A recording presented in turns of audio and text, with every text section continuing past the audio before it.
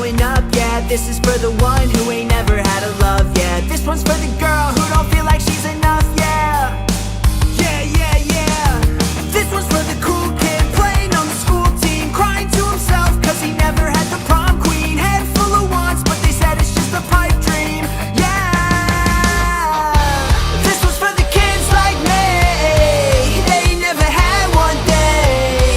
The ladies always turn their cheek, but they ain't let the fat ones sing. This one's for the kids like me, kept working when they had nothing. When people try to take their dreams, they stuck it to them, please don't change. For the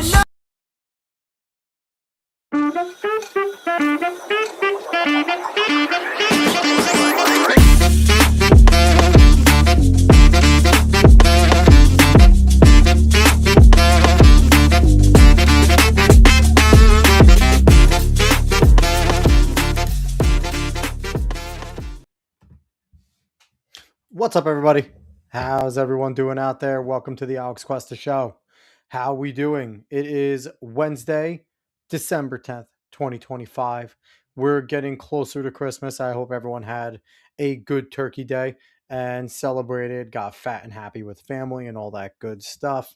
I appreciate everyone out there, wherever you're watching from, whether it's Rumble, Facebook, X, YouTube, Kick, all that good stuff. We appreciate you all. Make sure you give a like, share, follow, all that good stuff. I don't know if my camera's right. It's a little off. I don't care. Make sure you give a like, share, follow, all that good stuff. And try to support as much as you can. We always appreciate all the support. So last Wednesday, we had Sean VVS and Fiddy on the show. They are two content creators. They have good sized TikToks and YouTubes. We delved into their start, why they started doing it, the type of stuff they cover, and it was a fun conversation, just yik-yakking and talking, a little different than what we've done with David and myself, but it was a good time. So go give that a check out. And we, I screwed up 2 weeks ago and didn't have one of these react streams like I've been doing. So I'm back. I'm sorry, everybody. I am back. I'm here. And to be quite honest, I'm not necessarily 100% looking forward to this one, because this is something that I talk with Dave, and it's like we kind of have to react to it, but it's so damn stupid. Everything that's going on is so dumb. It's ridiculous right now. Obviously, talking about the battle between Candace Owens, Tim Pool, Candace Owens, TPUSA, people who are picking sides, people that I'm friendly with in the space picking certain sides. And it's like, what are we doing here? What are we doing? We're not keeping our eyes on the prize. We have midterms coming up. We have things going on. And we're over here spreading rumors about how Charlie Kirk was assassinated and who did it, picking fights. I don't blame Tim Pool for calling Candace's bullshit out, because it's what it is. Anyone going on Candace's side is out of their damn minds. There is no side to be had. So today we're actually going to watch a Benny Johnson clip of his response and reaction. So we're going to do the reaction to the reaction, basically what I did with Asmongold a little while ago. But it'll be him reacting to Tim Pool flipping out the other day, calling Candace to see you next Tuesday. I believe that's the one that David set me up with, which I watched that episode with Tim. I do watch Tim. I really don't watch Candace. I haven't watched Candace in forever. I think she's been fucking crazy forever. We know she's a grifter. We know that she's been on the left. I still believe she hasn't gone too far away from that. She just goes where the money is, and can't fully blame her. She has a captured audience of dumbasses, but she's always kind of gone where the money is. So I'm not surprised to see her taking this route. But we'll watch Benny. We'll see what he has to say. We'll react there. Going to say what's up to Caveat. How you doing? Caveat saying, I just listened to an episode of Candace today just to see if she was actually being crazy or if I'm getting stuff out of context. She'd be crazy. Now, here's the thing, Caveat. She's been crazy.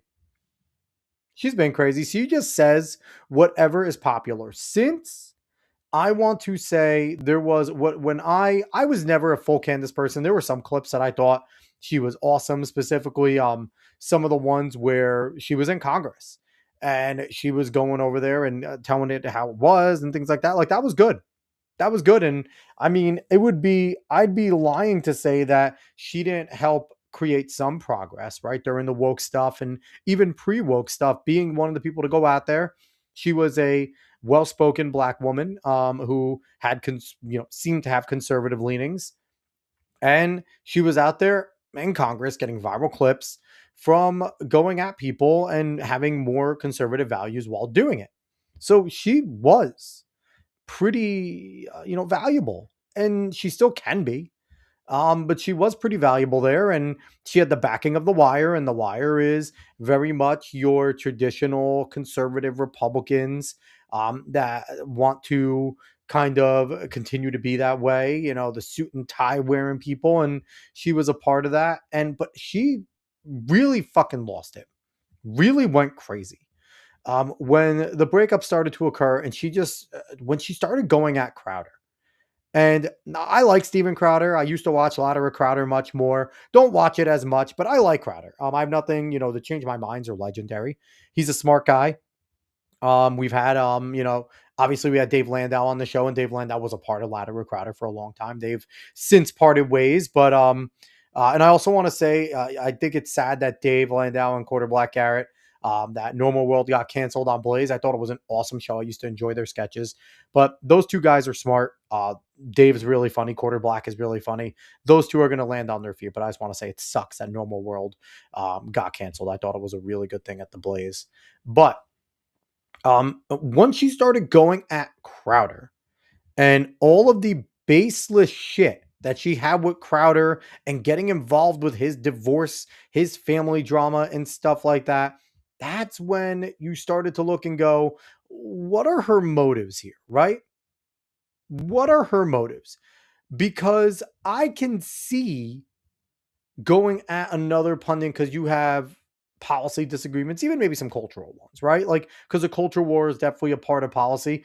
Nate, what's going on, man? How are you? Um, but to see like that she wasn't going after policy. She wasn't going after Crowder because she didn't like something he had policy wise. She was going at Crowder for just drama bullshit, trying to get involved with his divorce and things like that. And that's over him going at the Daily Wire with the lawsuit and stuff like that when they were trying to, not the lawsuit. I misspoke. When he was offered money after he left the Blaze, when Latimer Crowder left the Blaze and he was offered a contract, and he kind of outed what he thought was a predatory contract, and Candace went at him and then brought up the divorce. And it was crazy. She wasn't going at him for anything policy wise. He was trying to do something, in my eyes, substantive by warning other creators what to do and what not to do when it comes to signing these contracts. And he has the platform and the space to do it where he can tell a Daily Wire to piss off, right? And go do what he needs to do. And now he's on Rumble making a ton of money, having a great show on Rumble, doing his thing. And again, he's an important guy. We got the manifesto, the One Trans Shooter manifesto, because of his digging. So he's done some important stuff to promote, to continue and further the culture war and conservative values. And, recently he went at Jillian Michaels, and I thought he was correct there too. Not going to lie, because Jillian went crazy, but that's maybe another video we can watch at some point. But overall, Candace at that point to me was going for the lowbrow bullshit. And it was, to me, really, and I never really watched Candace's stuff much. She usually had, with The Wire, when she was going at the left, it's easy to get facts to go after the left, right? But she started to really dig into this drama stuff where she's just going to say things, have no basis for them, just say them. And people are just going to say, yeah, we believe her. And that's what we've seen. Bridget McCrone, all of the insane theories about Charlie Kirk's assassination, that Erica knew or was behind it. People in TPUSA either knew or were behind it. The Israel was behind it. People in maroon shirts. Now she said the American military knew. She's going to get assassinated by French legionnaires or whatever, along with Israel.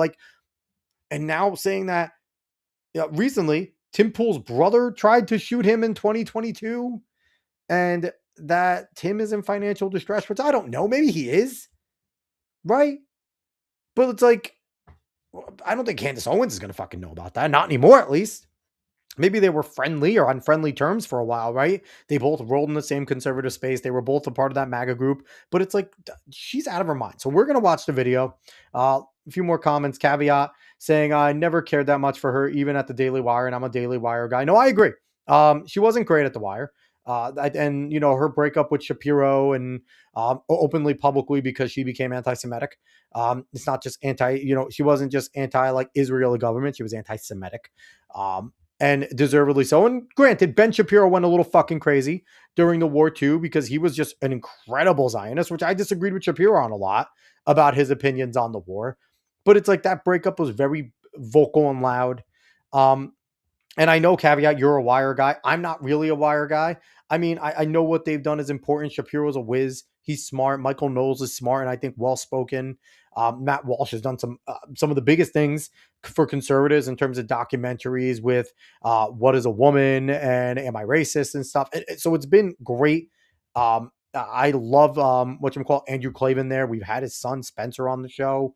So yeah, the Wire has done some important things. Don't get me wrong. I'm not a massive Wire guy. I've always said I lean more towards the Blaze. I like the Blaze more. I kind of feel like you're either one or the other, but you don't dislike the other. You just favor one or the other. I've, been listening to Glenn Beck for forever now. And I've leaned more towards the Blaze. I like Steve Dace. Allie Beth Stuckey, give and take. I'm okay with Allie Beth. But I like the people there. They've employed Eric July. They've had Quarter Black Garrett. So it's like, I like both. I'm not going to say I dislike The Wire, but I'm not as much of like a Wire guy. You're not going to catch me quoting or talking about most of the Michael Knowles things unless I see him like a clip of him on the whatever podcast or something like that, right? Which, granted, I give Michael Knowles a ton of credit. He goes everywhere. Matt Walsh is a little bit of a bubble child and he talks shit about anime and stuff. I'm a little mad about that sometimes, but they're important, right? And at one point, Candace was important to the movement. Now she's gone a little fucking crazy. So Nate saying, what's up? Caveat saying, I like Crowder, but I could see he's probably a diva. Oh, 100%. I could see he's a diva. I think he'll probably tell you he's a diva. I think Crowder will tell you he's a fucking bitch to work with. I don't think he'll hide it. Nate G saying, I hope Landau gets back with Anthony Cumia. That would be awesome again. Cumia is someone who we would love to have on the show. Cumia is amazing. Caveat saying I like Walsh, not Shapiro as much. Shapiro, with the Israeli stuff is not great. I really don't think he's fantastic. He's very much a Zionist there, and to a fault, right? Not that Israel deserves to exist and we should support them in some way, but no, we should full support them. Everything like no, we're not doing that. Nate saying I like Walsh. I like watching Rattlesnake TV cover Smooth Mickey. Yes. And caveat saying that's only because anime is demonic, but otherwise is okay. It's not demonic. Stop it. It's a medium where there's all sorts of different creations in it. Stop it. Stop it. Stop it. There's all sorts of different things. If you're an adult, you can parse through them. Damn it. So we're gonna get to the video though. I'm done rambling. Like I said, it's a Benny Johnson clip. And it's one where I'll be doing my famous reaction to a reaction here because, that's what we do. But it's Benny talking about what happened with Tim, and which is funny considering that, I believe the show right before Benny did this reaction, Milo Yiannopoulos was on the show. George Santos were there, and Milo accused Benny of some crazy shit. But again, you never fuck with Milo. I think that's kind of like a cardinal rule. You just don't mess with Milo Yiannopoulos. So Milo's another person we'd love to have on the show. He would be a hoot. He's hilarious, and I think he would be fun to have on. But he's like a pipe dream guy. I doubt Milo would jump on this show. But okay, let's get on over it now. Everyone bear with me too, because Restream is doing this really weird thing where I see my normal setup when I jump on. But then the moment I go to share screen, it jumps to a completely different setup that is so clunky, not easy to work with, not optimized at all. And this is less than a few months after they already switched a studio look. So I'm kind of pissed at Restream right now for what they're doing. But I will bear with them. They've been good overall. But I'm a little annoyed. So Restream, if you do hear this, stop this when you share screen. It flips the whole setup. It's dumb. It doesn't help.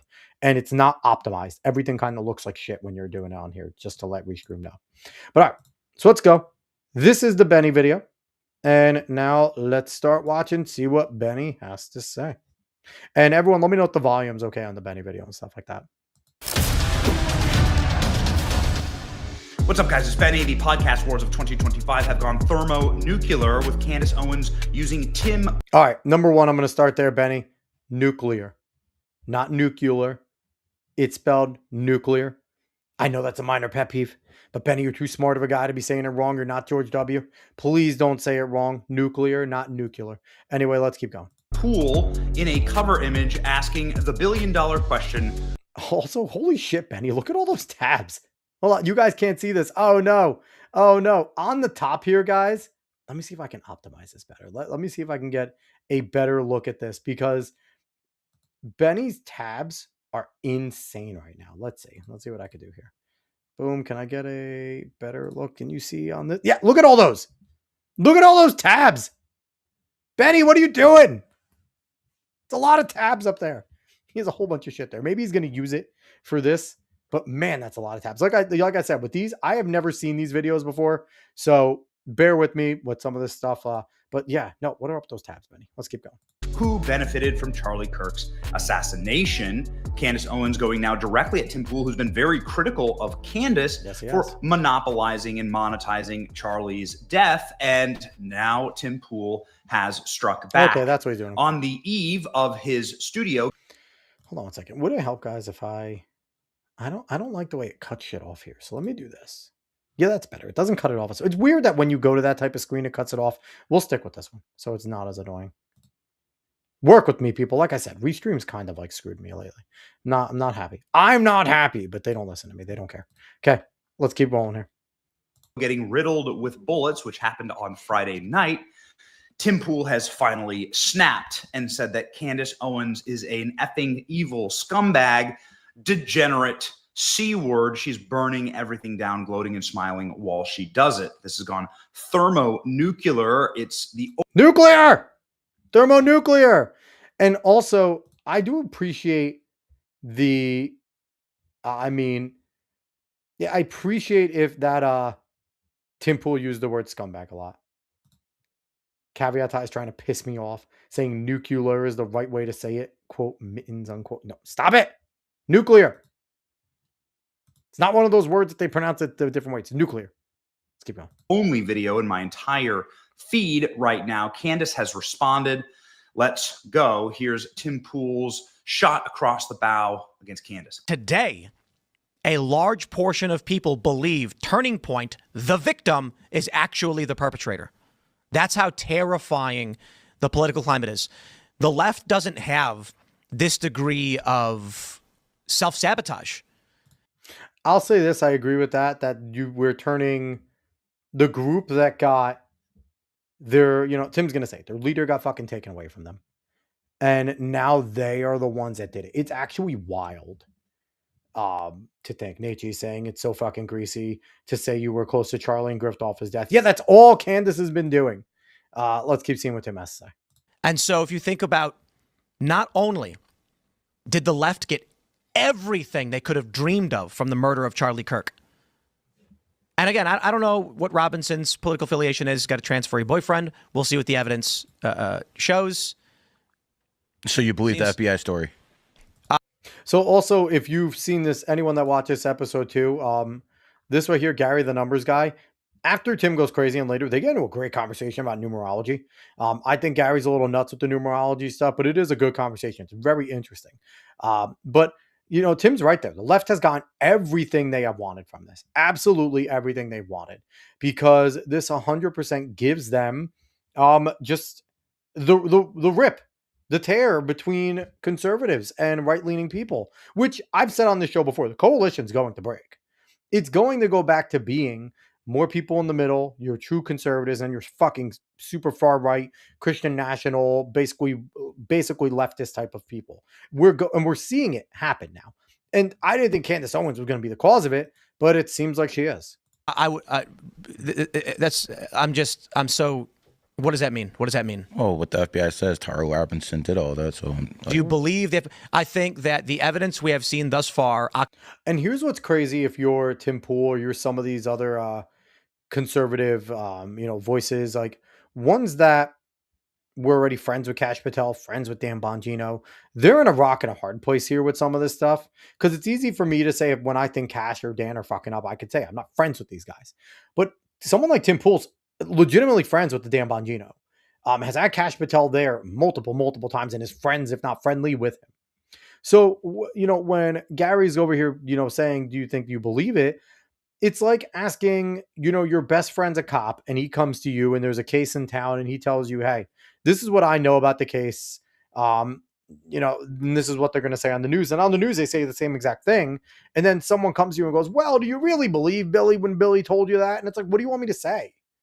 Like, I as much as we can criticize the FBI, no problem. I understand some of these conservative, people that are sitting there going, I'm going to try and give them the benefit of the doubt. Like I said, I listen to Glenn Beck a lot, and Glenn is legitimately friends with Cash, and Cash screwed him when Cash was like, day one, I tell you we're going to have it. And Glenn's like, on good knowledge, day one, it's going to come out for the Epstein files. And then it's been just bumbled. So it's tough, I think, on these individuals when they kind of get called out. Like, do you really believe the FBI? It's like they have an open line to Cash Patel and Dan Bongino. So if Cash and Dan are probably texting them or calling them and being like, I can't say much more, but what you're hearing is correct, what are they going to go off of? This is people that they're friends with. Occam's razor suggests Robinson is the likely culprit. We will see what happens in the trial when evidence is presented, but there's literally no other story. Just a bunch of fucking retards on the internet saying stupid shit. I am sad that this is censored, not going to lie. Because Tim goes nuclear. Anyway, but yeah, he's kind of right. It's a bunch of dumbasses. Let's keep going. And what that does is the organization that helped get Donald Trump elected, which needs to persist. You don't got to be a fan of it, but it certainly will help get individual congressional candidates elected and stop Democrats from launching new committees and putting more people in prison like Steve Bannon and Peter Navarro. Instead, it's being gutted by fucking psychopaths telling people to pull their donations. And I mean, there's a lot to be correct there, right? Because without TPUSA, the work TPUSA has done on campuses, getting people to registered, getting people to kind of, similar to what Crowder was doing with the Change My Mind, similar to what Milo did for years going on campuses. But TPUSA did it in a different way. It wasn't just going on there and arguing with people or making people look stupid. And, The Wire did a ton of that too. Shapiro, they all did their campus tours and stuff like that. It was a very different setup where you had the individuals just come up to the mic for a few seconds and talk and Charlie exchange ideas. And it wasn't a new concept, but Charlie and TPUSA just did it well. And to say that they didn't have a massive impact on getting Trump elected right now would be a lie. They're huge. And TPUSA was, if there was the RNC, there was TPUSA right there, maybe right underneath them in terms of importance, if not more important, because the RNC is a fuck up organization usually. So when this organization burns to the ground or whatever the fuck happens to it, maybe they're fine. The organization that's rallying young people, causing a shift in the political leanings of a generation for the first time in history, is now in dire straits. Their leader and founder murdered, and prominent pieces of human trash are trying to destroy it. And now, listen, this is also coming off the heels of Tim Pool's his whatever you want to call it, his fortress, where they do like getting shot at. There was 3 shots taken. And so they're definitely on edge. And I mean, Charlie was friends with Tim. They were friends. His friend was assassinated. And then to have someone else like Candace, who was supposed to be his friend, coming in and saying all this shit, I can understand how this pisses you the fuck off. And then on top of that, TPUSA basically told Tim Pool they don't want him there at AmFest, which is a shift, right? Because they were bringing in all these individuals, these podcasters and things like that, that maybe weren't always on the complete conservative side, because Tim Pool's not a conservative. Tim Pool leans right in a lot more things than he probably ever did because of information presented to him, but he's still much more left than a lot of people, more left than I am. And he's, definitely on edge, but he's not saying anything wrong so far. It's fucking evil. So you know what? When someone pulls in front of my property and fires on it several times, Yep. I'm sitting here looking at these vile pieces of shit and thinking to myself, for what purpose will I stick my neck out if this is what happens after Charlie Kirk is killed? Candace Owens is a fucking evil scumbag. She is a degenerate. You know, it's like, it's crazy that like we don't hear things like this all the time from these prominent people, right? Someone small like me trying to like drum up some drama or stuff. We may go at bigger individuals because we're trying to get bigger, right? That's what a lot of these smaller drama casters do. But to hear someone with millions of followers like a Tim Pool going at another person, Candace Owens, with millions of followers, and not doing it in the more like buttoned up way where they kind of trade barbs, but this is like no holds barred. Tim is legitimately pissed. And it's not like we haven't seen Tim get this way before. He's an emotional guy. He gets going. Not too long ago, he did his whole entire "we might quit and end it," blah, blah, blah, blah, blah type of thing. And people call that a grift. Maybe it is. He's been talking lately about they're going to have to change the way things are done at Timcast. And I mean, when you get shot at after you're trying to live in the middle of nowhere in West Virginia, I mean, I don't blame you for being a little bit nervous, especially again, after Charlie Kirk got murdered, right? So things are different. The game has changed for these major influencers. She is burning everything down, and she's gloating and smiling while she does it. And you know what you told me? She has no security. She doesn't deal with the shit we have to deal with. She's a piece of shit. And that's what I find crazy. That the fact that if it's right, Gary the numbers guy apparently told Tim that she doesn't have very many security. You'll hear him say he has one fucking fat guy. Like, how are you someone of that stature being as far right as she supposedly is and have very little security? That says something. I don't know what it says. Maybe they're less likely to go after women. Maybe it's just that. She's a black woman, so she has some shielding, and the left is less likely to go after her. Maybe. But that is a little wild. Nate saying, I think TPUSA is probably cooked. Charlie was one. That dude doing his show, delivering the message is weak and lacks charisma. And I think that's the biggest issue. And I think you hit it right in the head. Charlie was one. It was less about the organization and more about Charlie Kirk. Charlie's charisma that he developed. Because in the beginning, when he was just a kid starting out, Charlie wasn't very good either. Charlie got schooled on a bunch of shit. He got owned. He got schooled. He said, you know, he didn't have as many defenses of his positions. His positions they were solid, but they were still very talking point-esque, which is fine. A lot of people are that way, smart people. But he got better. He got better at delivering, obviously got much more comfortable being in front of a mic, being in front of a crowd, and he became the guy. And I mean, the young individuals at that time rising up were him and Nick Fuentes. And this is where the probably animosity in the two splits came from. Nick was very much the same way as Charlie Kirk. They were both buttoned up, young, right-leaning guys, said all the right things, popular, decent, and TPUSA took off. Nick Fuentes kind of didn't at that point. And then, boom. They went their different ways. Nick found his corner of the internet with the Goipers, and even Nick is now starting to move more center because he's trying to get those TPUSA people. You see Nick Fuentes is just a grifting piece of shit as well, okay? Because what he's doing now is he's toned down a lot of that Israel stuff, and he's trying now to he calling out Candace Owens. And believe me, Nick Fuentes did not like Charlie Kirk. Didn't like him one bit. He obviously said the right things after his assassination, but everyone watch Nick Fuentes' move now. He is going to move much closer to the traditional right again. He's going to go away from the crazy shit. You're going to hear him being much less anti-Israel. I guarantee it with Nick Fuentes. The anti-Israel stuff is going to go away. It's going to, because Nick actually he's like Candace in so many ways. Nick has no real positions. Nick wants to make money. Nick wants to be popular. Nick wants to be liked. Nick wants to feel power. And you're going to see it. I guarantee it. Nick Fuentes is about to move boop, boop, boop, so much further. Caveat is saying, just like O'Keefe with Veritas, 100%. 100%. Veritas has tried. They still exist. They still break some things, but nothing what James O'Keefe does. And O'Keefe Media, OMG, is a much better organization already. And one of our former guests, Mike Marshall, knows James O'Keefe, worked for him, and says that he's one of the hardest working dudes.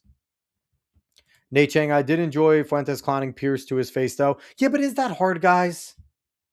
I mean, I get it. Pierce has a big platform, and Pierce is trying to get back in the good graces of MAGA by doing these panels and having Jack on there and stuff like that. Like, Pierce is groveling right now, guys. I hate to remember, Pierce was a hard anti-Trumper for a long time. Now he's kind of groveling, trying to come back, trying to get people to like him again, because for a little while, Pierce was more, even though we had, Pierce Morgan tonight on CNN, he was kind of like their non-super crazy leftist on CNN for a long time. And he would have the right-leaning candidates on. He didn't always say super things left. Pierce is another one, just saying what he needs to say to stay relevant. And here he goes. He thought he can go at Nick Fuentes. And again, he's a surface level guy, Pierce Morgan, in so many ways. And when you have two surface level guys going at it, one of them's going to get the better of the other, and Fuentes got the better because Pierce, again, is a guy. He's one thing I think we need to understand, and me included, if you're a host, if you bring people on a lot to interview them mostly, it's because you're charismatic in presentation. You're good at asking questions. You're curious. Your opinions on your own are usually okay, but there's a reason why I bring on a ton of great guests.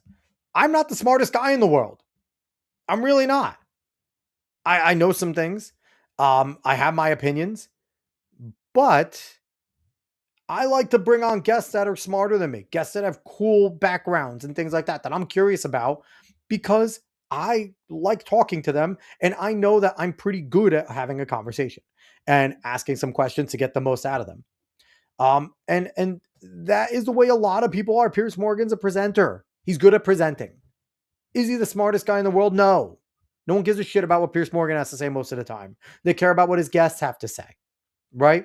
It's not like Pierce Morgan. Like, I don't know if he's ever done these long form podcasts or if he's ever been like a radio host.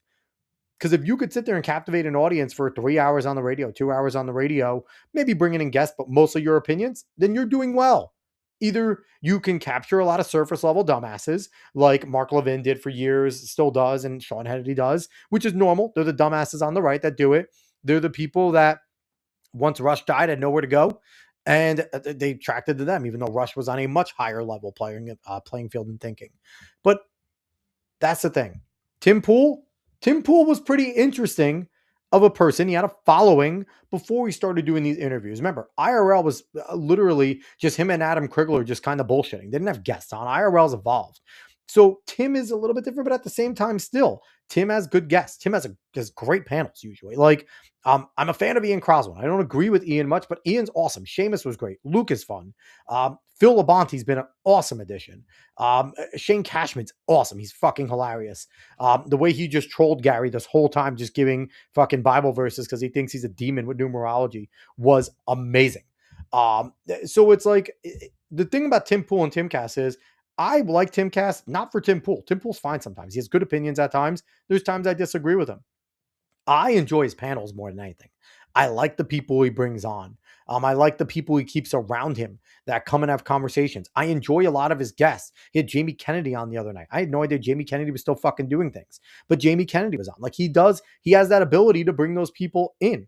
That's what makes him interesting. He's a really good presenter. He's good at that type of stuff. Pierce Morgan's the same way. That's just how it is. So a few more comments here. Caveat Ty saying Trump's the only reason Pierce is famous in the first place. Yes, he is. And also Caveat saying not possible for you to be the smartest guy in the world when I exist. That is true, Caveat. That is true. I cannot. I can never be as smart as you. All right, I'm done yakking. Let's keep listening. Making everyone else suffer, and all of these conservatives out there that send me these messages have no balls to call her out. So real quick, he said that a day ago before on this show before about the people DMing him and stuff like that about her saying, hey, I'm happy you do this, blah, blah, blah, blah, blah. And, I haven't talked about the Candace Owens shit lately because honestly, the drama stuff is dumb. I'm not here for conspiracies about how Charlie Kirk died. I watched, before it was even news, it was put in a friend group of mine that Charlie Kirk was assassinated, and the raw video that was shot there of him getting shot in the neck was there. We all thought it was fucking fake. Then it ended up being real. I don't need to hear dumbass conspiracies about bushes, people wearing maroon shit, fucking French Legionnaires. You watch the guy get shot. They arrested a dude. It took him a little while, Do I believe everything the government's telling me? Probably not. I'm skeptical. But for now, it's the most plausible thing. So I'm done with all these stupid fucking conspiracies. It is really, really dumb. Nate's saying keeping 100 with the guests in his panels. Yeah, absolutely. Absolutely. So let's see what Benny has to say here. Tim Pool going scorched earth. A lot of people in the comments agreeing with him. What do you think? Tim Pool then turning his guns on other conservative commentators who refuse to engage in this battle or fight this battle. This is why we've covered this case so closely. I mean, am I perfectly satisfied with everything that's gone on in the investigation? Of course not. I've said this live on stage. I've said this in front of thousands of people. I've said this in front of millions of people on show.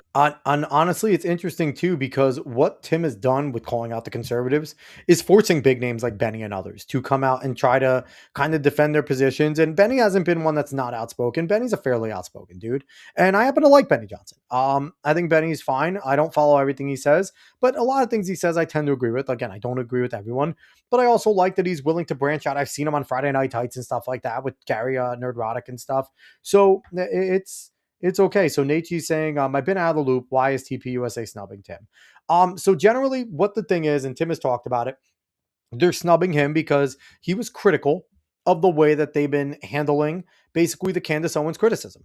And that for 3 months, they were basically silent. And initially when they came out and when Candace put out like saying, hey, there's text, they were like, yeah, they were. We handed him over. He's been critical of the way they've been handling Candace's, the way she's been going at them.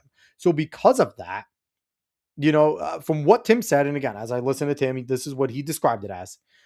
They were asking about when is our slot so we could start getting hotels, start getting our team there. And TPUSA basically kept them on the back burner. And then eventually it was like, hey, we don't like some of the things you said. We filled in your slot. And then after Tim came out and basically said, hey, we're not going to be at AmFest. They filled in our slot. It is what it is. I'm not pissed. We just expected to go. They then called him to try and get him to come back. And he was like, no, it's too late. And he already agreed to some poker thing. So that's the TLDR. They said no, they didn't like the way he handled the Candace stuff and the criticisms of them. When he made it public that they're not going, they got shit. And he said like people like, Jack Posobiec and stuff like that were like calling him. And even Benny was like, hey, we're going to get this figured out. And Tim's like, no, fuck it, I'm not going. At this point, it'll be tough for him to move his whole operation there. And I think he's a little pissed that they told him no, and I don't blame him. Fuck you guys. So that's the TLDR, Nate. All right, so let's keep going with what Benny has to say. I want the federal government to be as forthcoming, clear, and honest about all of their evidence as possible in order to shut down the types of spiraling narratives that can really break a movement. It's what you're seeing right now. So we have been out in front of it, but nonetheless, Tim Pool is sitting there saying conservatives are cowards because they haven't said anything. Well, here's the thing, and I think that's where Benny's wrong. He's not saying that they're cowards because they haven't said anything. He's saying that people like Benny and others are cowards because they haven't gone at Candace specifically. That is what he is saying, that they are afraid to go at Candace Owens because of Candace Owens and her power. So I think that's where Benny, I don't think he was intentionally being obtuse. I think that he just kind of misconstrued what was being said there. He is pissed that they haven't stood up to Candace Owens. Not necessarily that they haven't stood up at all to the federal government and wanting transparency. I think all of them have. And I think we've all been very curious about what the fuck's going on. But that's specifically what Tim has been saying. Caveata is saying, from what I gathered by watching her today, Candace weaves a long story that just meanders, saying that the story will connect the conspiracy, and then the story does draw you in, but then she out of nowhere connects it to a conspiracy. And Nate's saying, fair enough. Yet she never has any real evidence. That's the thing. That's the big thing with Candace Owens. As of late, again, when she was on The Wire, and probably The Wire's research team was helping her, and they were working on what to talk about to beat up on the left, more facts were there. Now, since she's left them, whoever her team is not giving her facts, and she's just thinking, and she's noticed, I could say whatever the fuck I want. Because even with the Crowder stuff, she said whatever she wanted. And there was nothing. She got bigger. Even though Crowder proved her wrong dead to rights, she got bigger. So, and I think she's noticed that. So let's see what's going on here. More and more people have started doing it. They send me these fucking messages. Good for you, Tim. Good for you, Tim. I wasn't the first person to do it. I'm not going to take credit for that. It's funny. These aren't censored now. but don't fucking DM me like I did something for you as you fucking cower, scared that she'll put you on her thumbnail and claim you benefited from Charlie Kirk's assassination. Now, there's definitely some here where he's pissed, but it's also, he says it all the time, Candace is bigger than they are. And there is a potential that Candace Owens going at him, Candace Owens putting him on the thumbnail, and if they have any shared fans, Tim may lose some more viewers. And we all know that there's been a massive drop-off since the election. There's always a massive drop-off for political commentary after elections and things like that. But there's got to be a little of, fuck. She put me on there, and if any of her viewers decide to drop off from me, that's less revenue for me. And there's definitely some of that. And that's got to be in there. Let's keep rolling. Assassination, which he's doing to me right fucking now. Yeah, that was the. I'm fucking done with these people. She has security, just not on the level of you. Oh, yeah, the one fat guy you mentioned with no wall and no barrier in a suburban neighborhood with neighbors shouldn't give two fucking shits. No.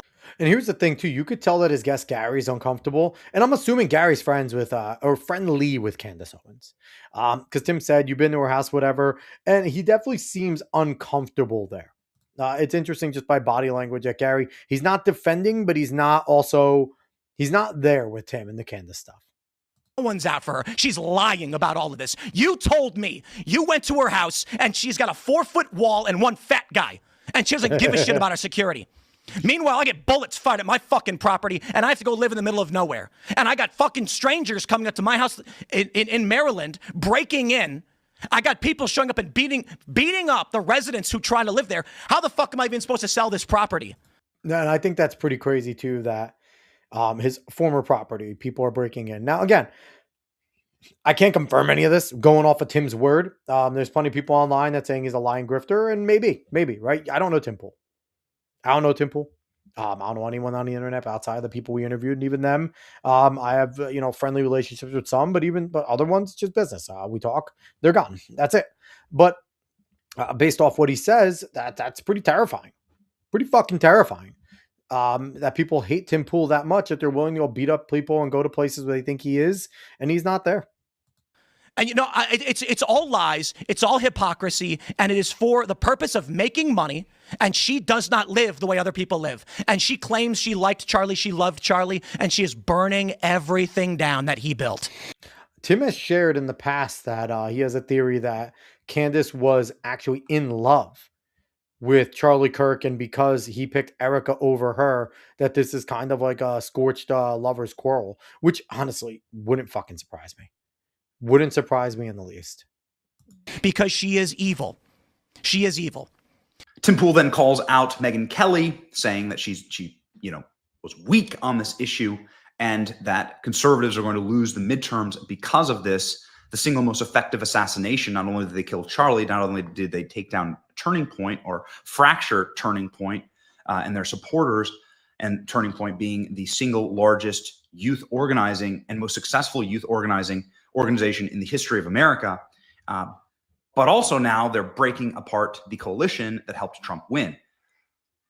Most successful assassination in history, Tim Pool says. Here we go.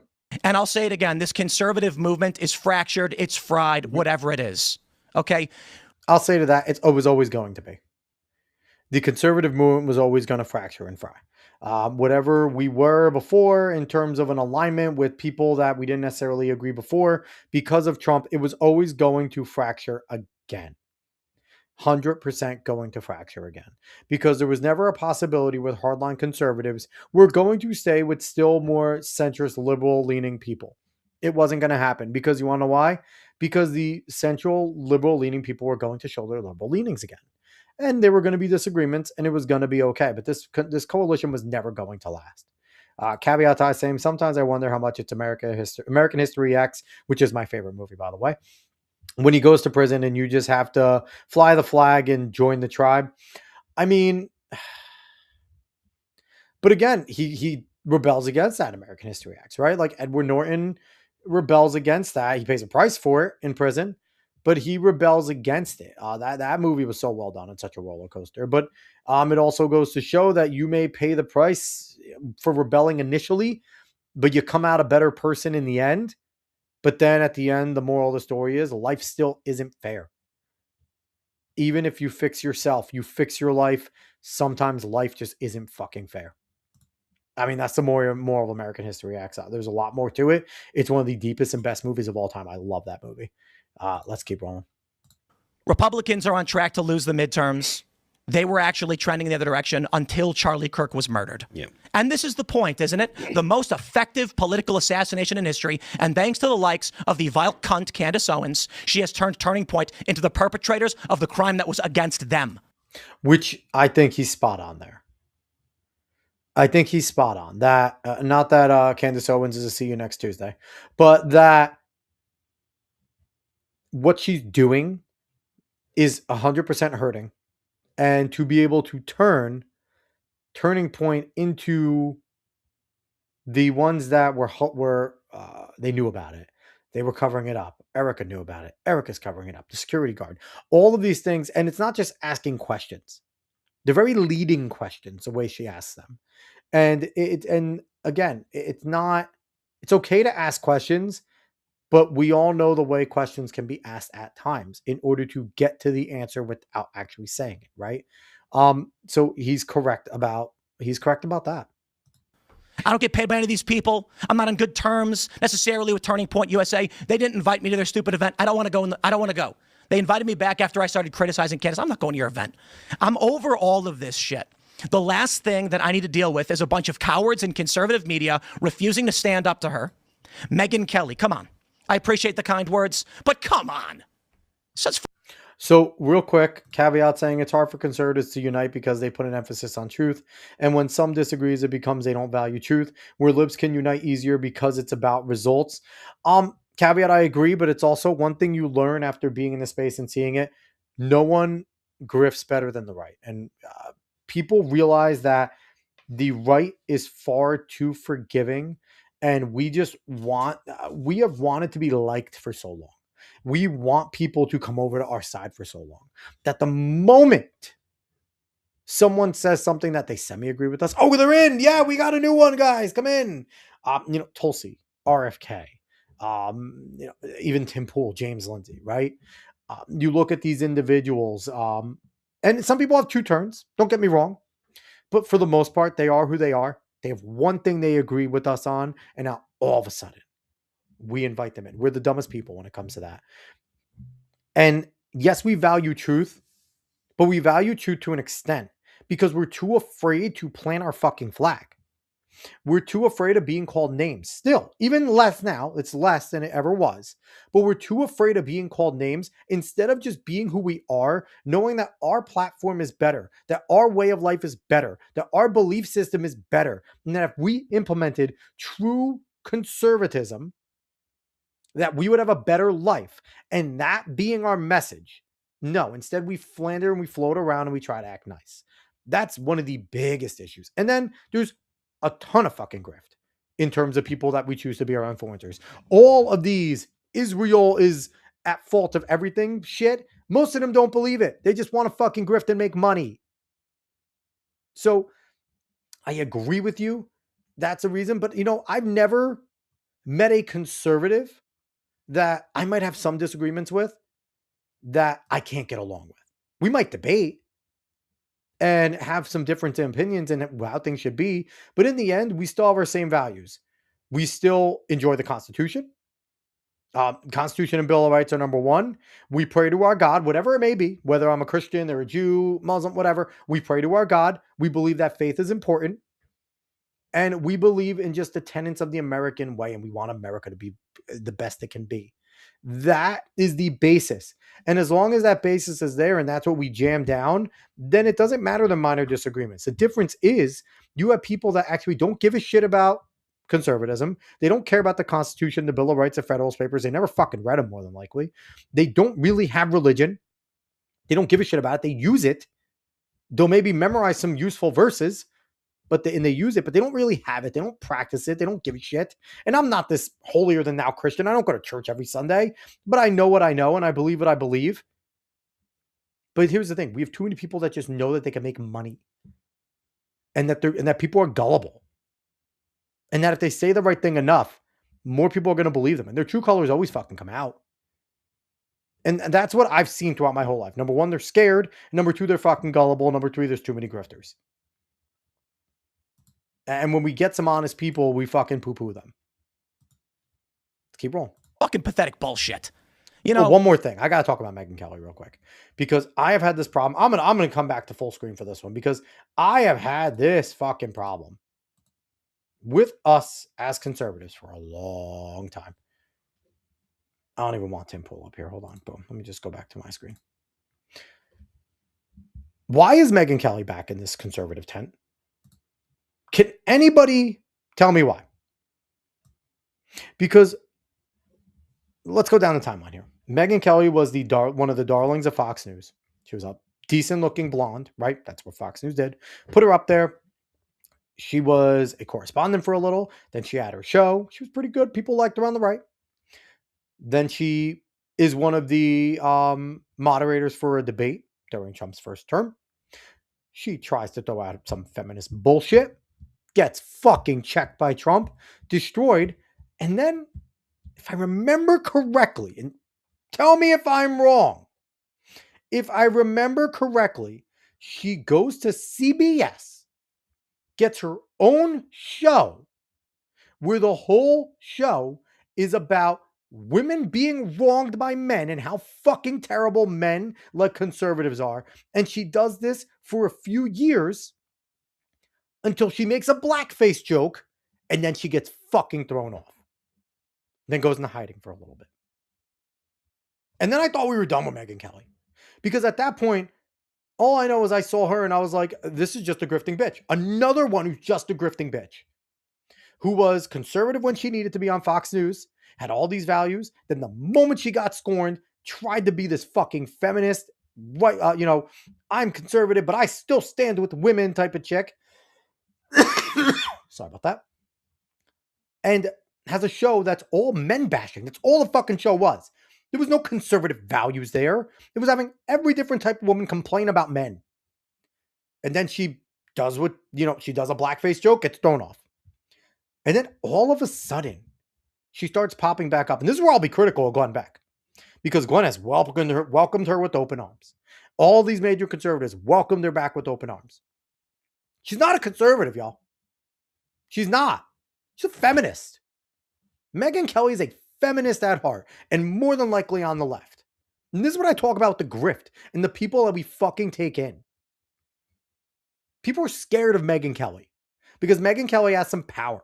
That's it. And she knows that as long as she says the right things and she has the right friends, they'll keep bringing her back.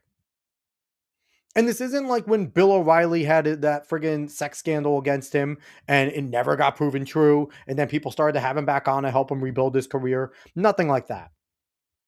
Nothing like that. This is someone that got scorned by the Republican candidate, went against the whole party, tried to burn this man down, went against everything, had to go away for a little. And again, the conservatives defended her even after she was being a fucking asshole to everyone and being so anti-man. And then they defended her because she got kicked off for doing a blackface joke. And again, brought up to Jimmy Kimmel, brought up to fucking all the people that used it, right? To defend her. She goes away for a little while and then she comes back renewed. She's a hardcore conservative again. She's one of us again. Get the fuck out of here.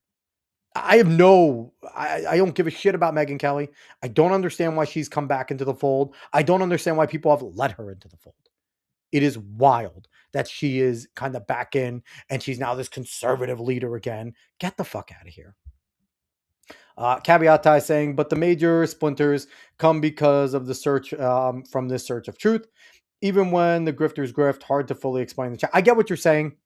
That when someone knows they know something and then someone comes in and they know something, oh, you don't value truth anymore because you don't know what I know. And if you knew what I knew, you would like what you... Yes, I get what you're saying there with caveat. He's saying, I guess I'm talking about the masses of people struggling who to follow, not specific leaders. And here's the thing. Don't follow anybody, right? That's my best advice to everyone. You can enjoy people's voices, but I've always said, if you agree with everything that somebody says, then you're both probably wrong. about a good amount or something there, right? You should never fully agree with someone. You should always be skeptical. You should always hear them say something and go, I don't think I agree with that one, but I like mostly what they're saying. I'll keep listening. Or that's a bridge too far for me. I'm probably going to have to break off and go somewhere else. And you should keep a little bit of a wide net. Because I try my main four, and I think I've said this before, I've been listening to Glenn for years. I like Glenn and Stu. I listen to Pat Gray Unleashed because, Keith Malinak's a friend, and I've been listening to Pat Gray for years. Keith Malinak, he's someone who'll be back on the show in a few weeks. I think maybe 4 weeks, 3 weeks, something like that. We'll have Keith back on. He's a producer. I like Pat Gray. I've been listening to Pat Gray for damn near a decade, if not more than a decade now. I listen to Side Scrollers with Stuttering Craig. I like my gaming news. I like Craig. I like Screw Attack. Craig's a really good dude. He keeps really good people around him. And I like Craig a lot.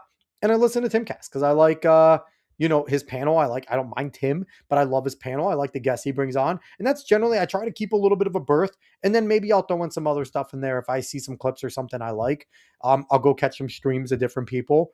But, even though they're in a similar vein, they're still different enough, right? Don't only follow one person. That's my best advice. Caveat Ty saying, this is how Palestinian gays can unite, where Catholics, Protestants, and Jews can't, for example. But your overly zealous versions of those can't, right? And zealotry is always a problem. You could be a practicing Christian, a practicing Jew, and a practicing Protestant, and disagree on fundamental stuff, but always come together at the fact of Abraham is our base. God is our savior. We have disagreements. We might fully disagree on how the world's going to end or how we're going to be saved, but generally we're on the same side.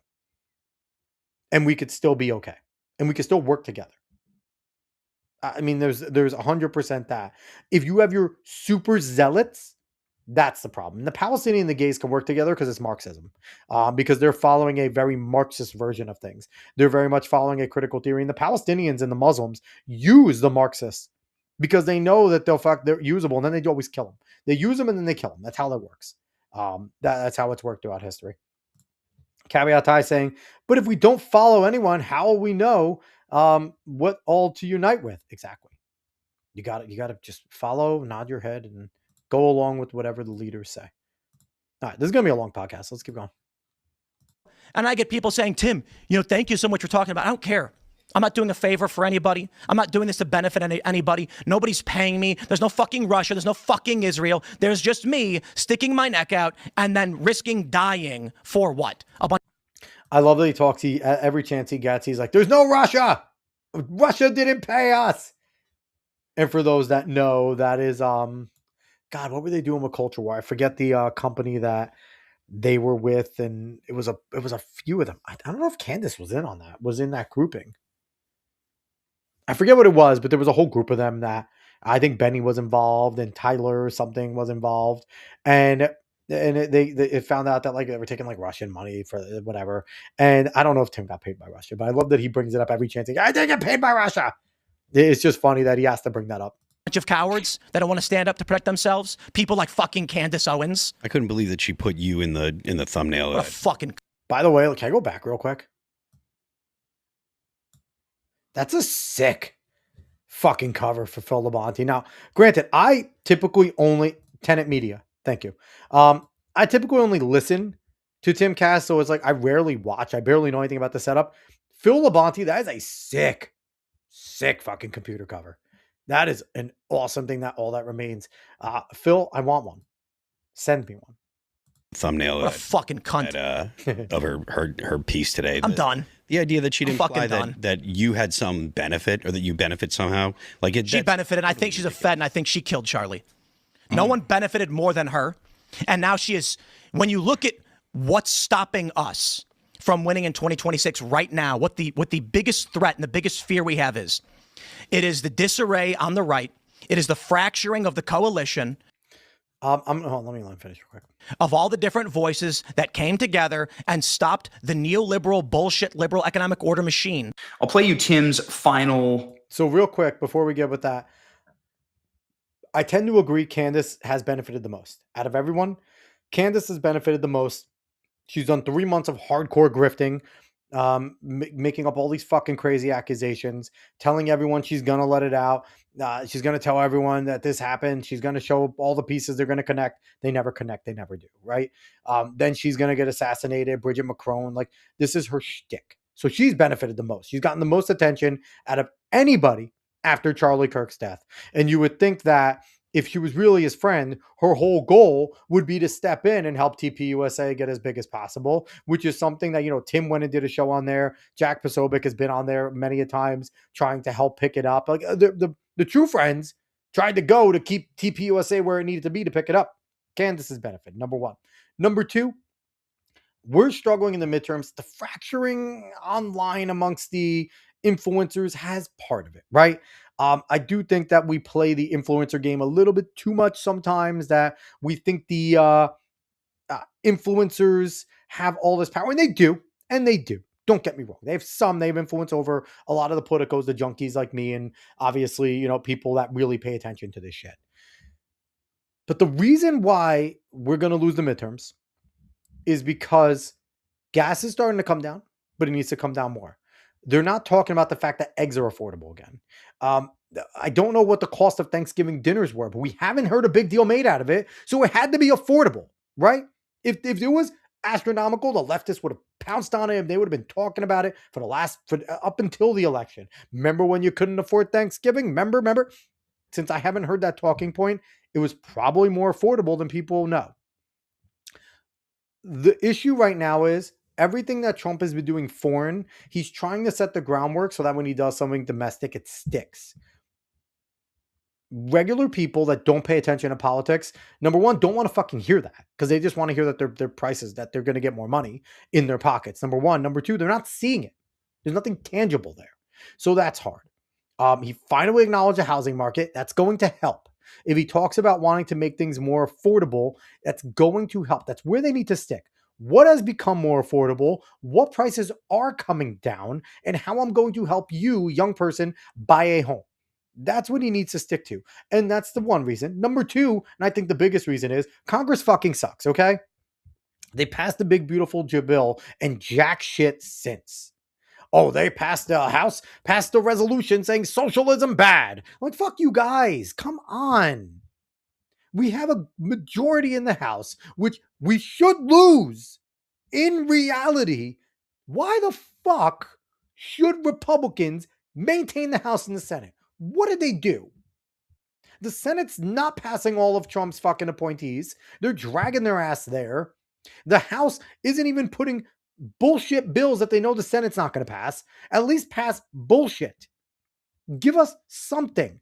Start taking Trump's executive orders and making bills out of them and getting them to the House floor and passing them, even if you know the Senate's going to tell you to fuck off. But at least you could say, we passed this bill trying to codify this executive order, this bill trying to codify this one. We're trying to do the border more. We're trying to do codify.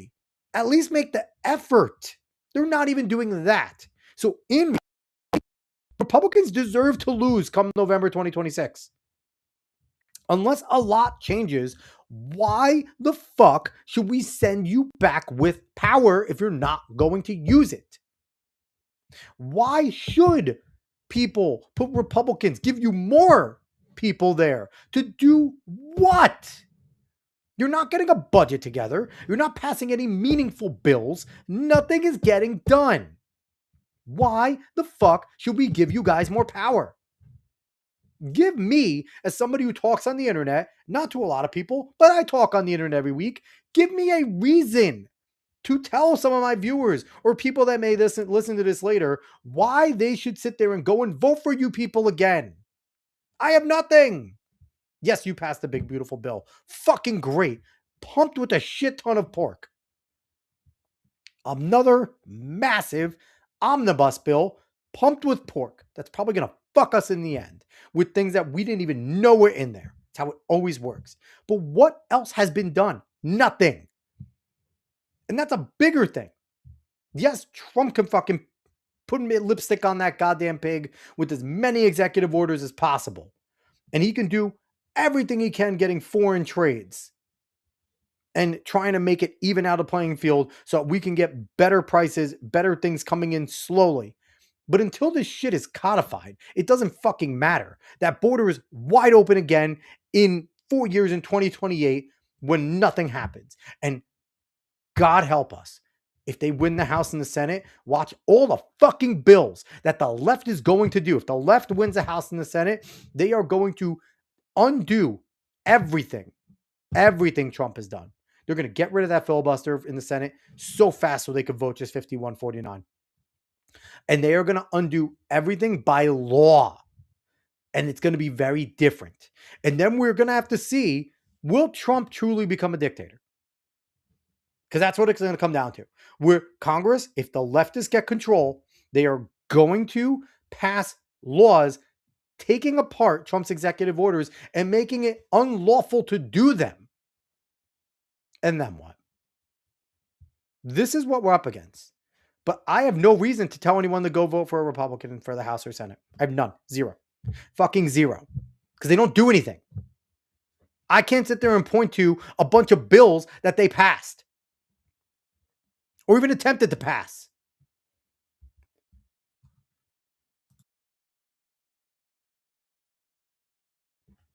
It's so fucking bothering. It's so bothering being someone who has paid attention to politics his whole life. And the one thing that you can always count on is Republicans squandering and doing fucking nothing. That's the one thing you can always count on. And it's so annoying time after time. Leftists come in, they use their power. Do they get as much done as their friggin' sycophants want them to either? No. You'll hear people on the left complaining about the same exact thing as the right. That when the Democrats get in, they don't do anything. And maybe it's the game of Washington, right? Maybe I'm overstating this. Maybe if the left wins, the uniparty's still going to fucking rule and they're only going to let them do so much. Maybe that's just what it is. They play the game so they can all stay in power, right? They tell AOC, shut the fuck up if you ever want to try and be president. Okay, I'll do it, right? Be quiet if you ever want to get Schumer's seat. Okay, I'll play ball. They tell people like Jasmine Crockett to go run for Senate just so you can go away. She's going to lose. More than likely. And if she doesn't lose in Texas, we're fucked. But that's the problem. More than Trump. I think he's doing a good amount of things. I think he's doing a good job. Do I think he starts a war in Venezuela to possibly have more reasons to stay in power or do some stuff? Sneakily, maybe. Maybe it gives him an excuse to kind of ramp up our defense sector and start putting more money into it to work on more things he wants to without just saying, hey, I want to work on it. Maybe. I don't know. Trump's track record is not very war oriented. He'll do some things. He'll be very lethal. He'll be quick in and out. I mean, I mentioned before, ISIS was 2 years and it was just a branch on what Obama was done. He just advanced, created some new plans, and it took him 2 years to destroy ISIS. 2 years was his longest war, and it was one that he was given to him. He ended it, and it was handed to him. Do I think he's going to want an extended war in Venezuela? No, I don't. So we'll see what goes on there. But man, sorry about the rant, but that was fucking that's.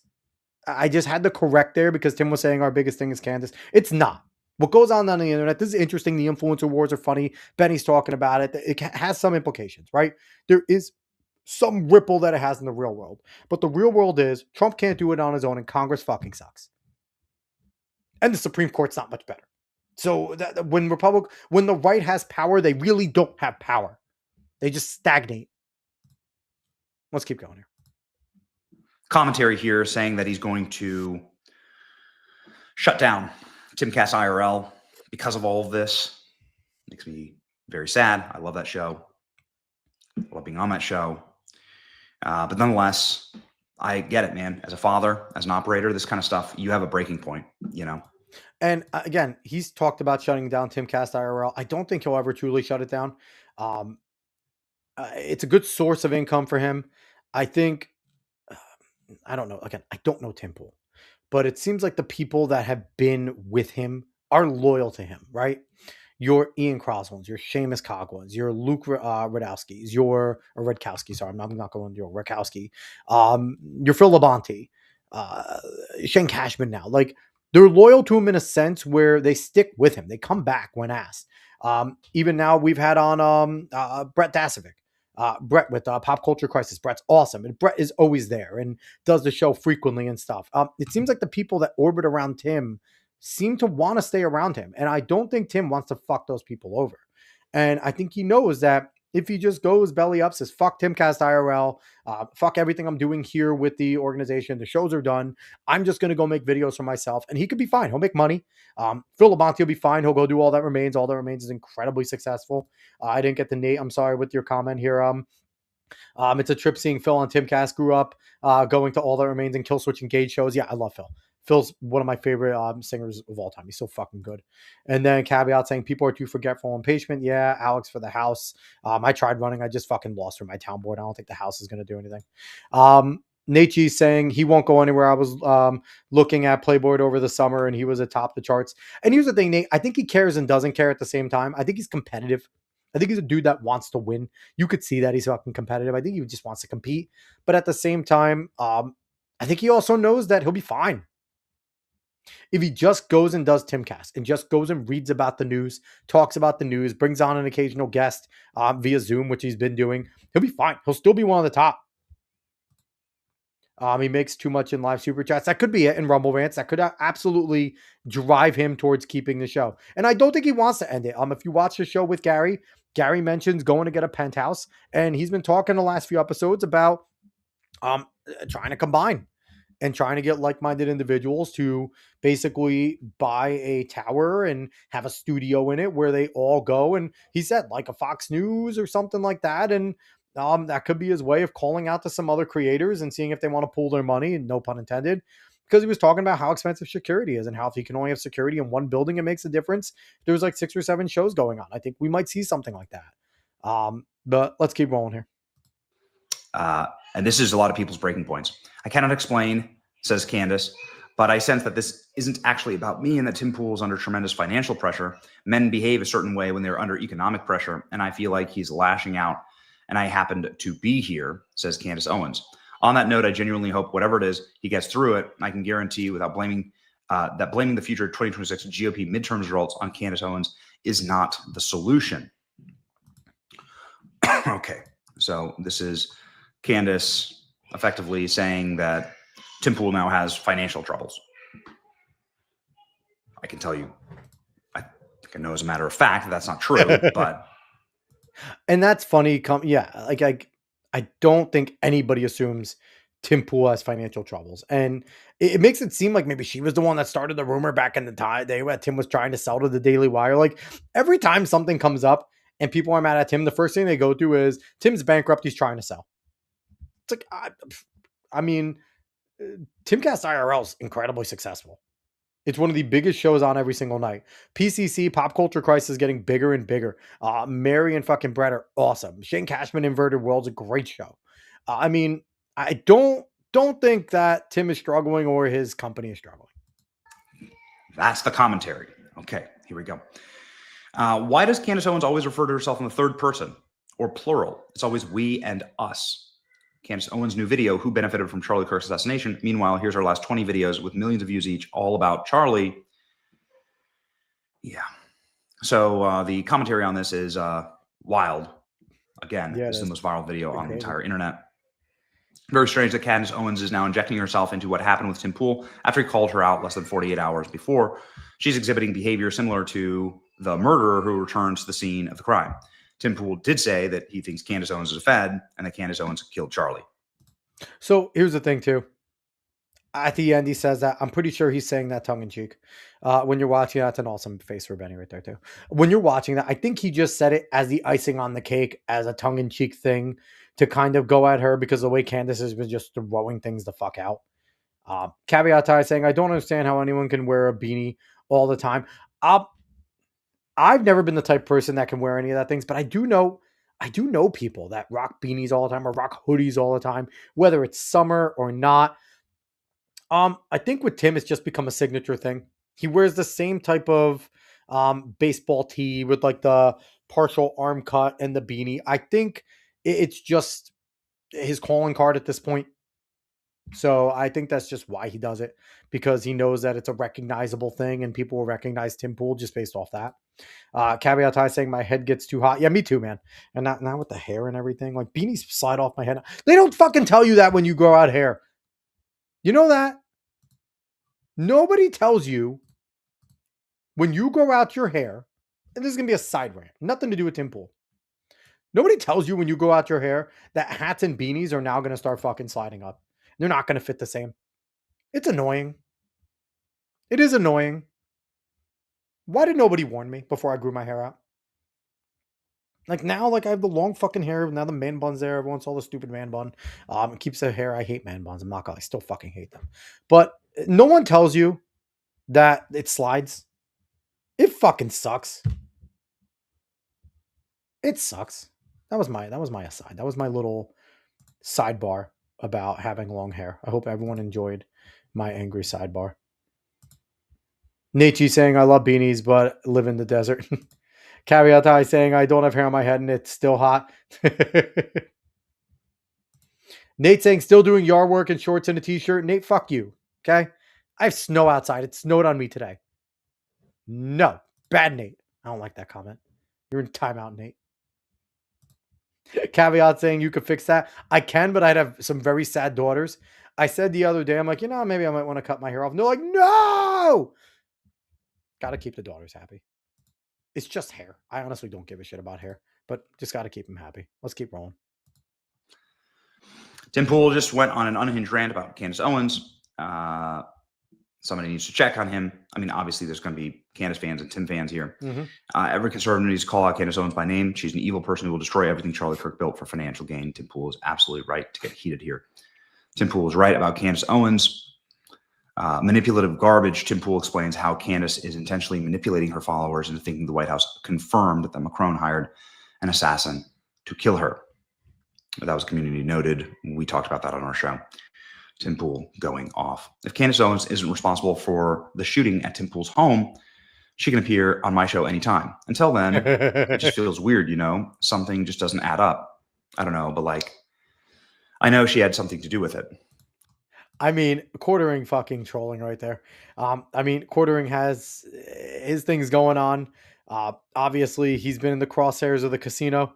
And I love seeing the casino's headlines. I'll go back and definitely watch tonight's Keno Casino. It looks like it's great, but he's been in the crosshairs. But that is a great troll right there. Obviously, trying to get Candace Owens on his show is a fucking great move.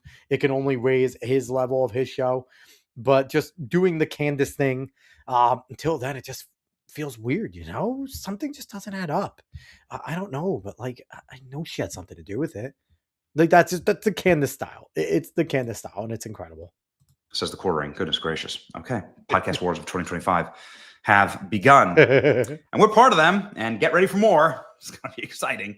And more importantly, is it going to destroy the conservative movement? That is one thing that Charlie would hate. Here's the thing, and here's my answer to that. It's not going to destroy the conservative movement. You want to know what it'll be? It will just parse us out again. The conservatives will go back to being conservative because we always were. We've stayed where we are. Have we adjusted some things to kind of stomach who Donald Trump is? Yeah, because Trump isn't a conservative. Trump is someone that, we accepted because he was a bulldozer. He definitely leans more to the right on more things than he ever has in his life. But we've grabbed our nose on some things. The tariffs are one. We fucking hold our nose and hope it goes well because we voted for the guy, right? But I think most conservatives agree that tariffs aren't a good thing. We don't like them. Unless he gets rid of the income tax, then there's a different thing there, right? Because we don't like being fucking double taxed. We're already double, triple, quadruple taxed. We don't like it. So there's that. People are getting way too bitchy about the war thing. I really think so. I'm not a neocon. I don't want to go to war for everything, but to just isolationists is stupid, right? They're talking about the Monroe Doctrine, and the Monroe Doctrine exists, and the fact that people are scared that Trump is enforcing it. And if you want to continue to be a superpower and the world power, sometimes you have to enforce. Maduro lost the election. Do I think regime change is a good thing? No. Does it work? Never when we do it well. Like, we don't do it well. We suck at regime change.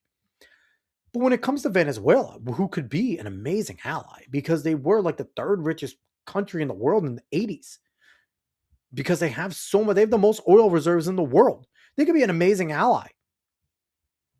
Now, and then people, okay, so I want to adjust this real quick because this drives me fucking crazy. Another aside. Even people on the right are going, this doesn't add up. And I'm sorry, Pat. Sorry, Keith Malinak. You guys are two that have said it, and it drives me fucking nuts. It doesn't add up. Why is he going after Maduro for the cartel drug trade, but he just released the president of Honduras that they arrested, and he was for cocaine? Makes my head hurt sometimes, guys. Makes my head hurt. Have you ever, I mean, we all know this. When it comes to dealing drugs, you arrest the petty drug dealer around the corner, but you try to flip him. And you try to get him to say who his dealer is. And then you bring that dealer in. And instead of truly arresting them and doing something, you try to flip them. If you don't flip them, then you charge them. If they flip, you go to the next. On and on and on. Does anybody believe that the president of Honduras is the top of the fucking cartel food chain? If you do, you're a dumbass. Okay? If the president of Honduras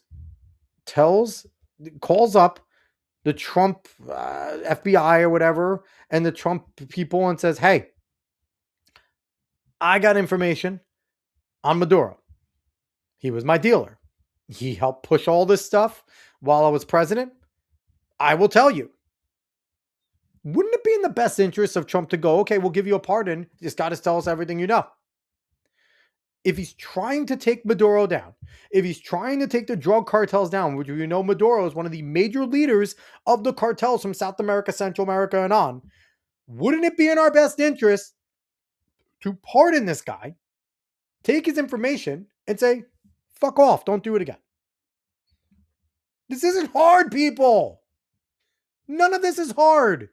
And I know people are going to say, well, why doesn't he just come out and tell us? Because I don't want them to fucking tell us everything.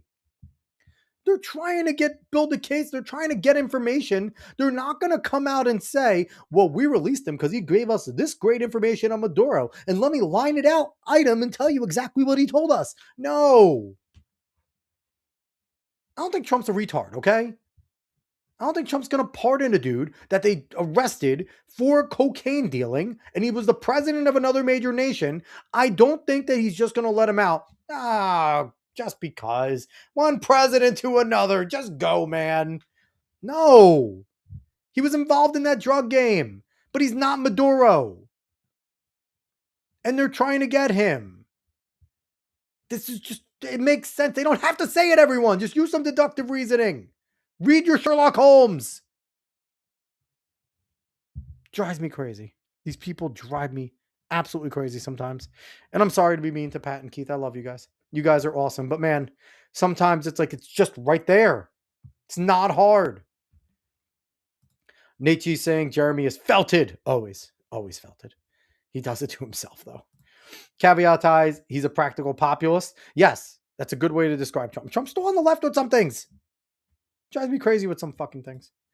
Caveat eyes, who isn't for cocaine? I don't know if you should say that out loud, caveat. And Nate saying, no, fentanyl comes from Venezuela. No fentanyl comes from Venezuela. Here's the thing. Are we only looking for fentanyl, though? And even if it does or doesn't, right? I have no idea. I don't know the fentanyl movement. But what if they fund it, right? What if that cartel's a major funder? I don't know. I don't know. I don't care, to be quite honest. Am I a fan of regime change? No. Do I want to go to war with Venezuela? No. Do I just want to bomb the fuck out of them until Maduro leaves and then maybe they can hold a real election? Yeah. If that's the ideal case right now. And I know that Maduro has been negotiating with the American government. That's a huge step. Something is working here. So if the best step is if he could just leave. If he could just leave and then they can hold a real election. That would be ideal. That would be ideal. Okay, I'm going to be done yelling for a little. Let me get back to Benny. Biggest desecration of Charlie's memory is to atomize the coalition that he built. And that's what really pisses me off about all of this. That's what's making me so enraged. Not only that, but the lies, the slander, the libels against good people, people that I know, myself, Turning Point. I mean, there's an entire op. And I think that was Benny's way of going at Milo Yiannopoulos right there, without saying it, because I believe it was the night before when Tim had Milo and George Santos on, where Milo accused Benny of doing shit at TPUSA stuff, things that I don't think Benny would say is true. I'm not going to say it again here, but he accused him of it, and he accused TPUSA of a whole bunch of shit. He accused Charlie Kirk of a whole bunch of shit, and I think that's what Benny's alluding to here.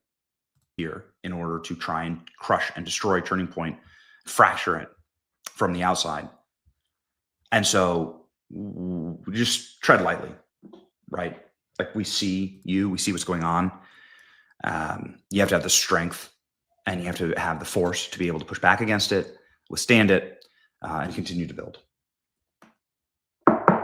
It's pretty obvious what's happening here. Here's Tim Pool, final commentary on it, saying, you know what, maybe it's over for my show. This is it. There you go. People are shooting at you. That's obviously your certainly 100%. But we lost Charlie Kirk. You're thinking about, taking off in the sunset. Who we got left? You got me. Charlie's gone. Candace Owens. Congratulations. Okay, we got Candace Owens too. Good. So you can spin around with your dick in your hand while you sound like a retard to the average person, and then Democrats win. I mean, but you're taking off. Yeah, you know why?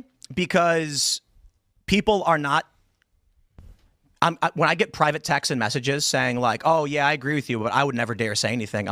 I would love for Tim to put out these private texts and messages.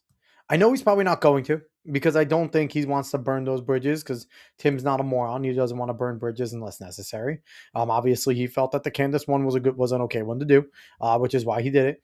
But I would love for him to put out who's texting him this shit and who's sending him messages, who is a coward. Because I agree, if you are going to sit there and say that, any of these people, and I hate when I hear people like, we have the Hollywood types with, people that will go up to some Hollywood people and be like, I'm with you. And it's like, no, fuck you. No, you're not. You're not with me. You're not with me.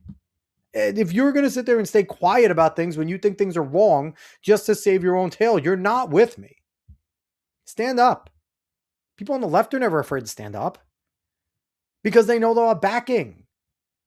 Stand up. And when someone stands up, support them if you believe it. Right?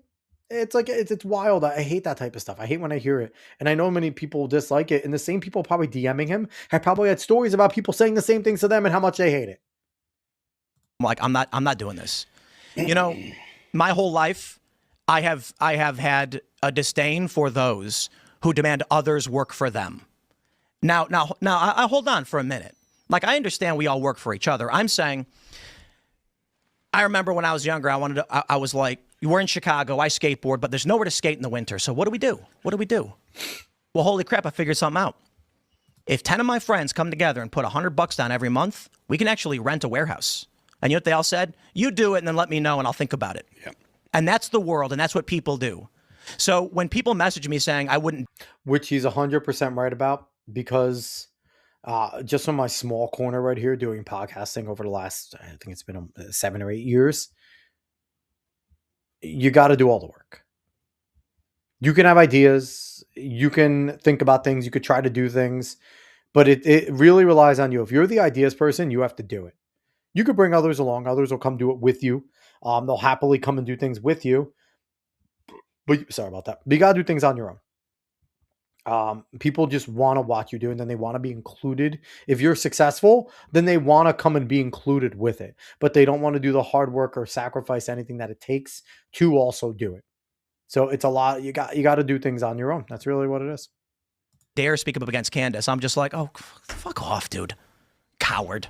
But to the people that have started speaking out, calling her out, good. But it doesn't matter. It doesn't really matter in the end.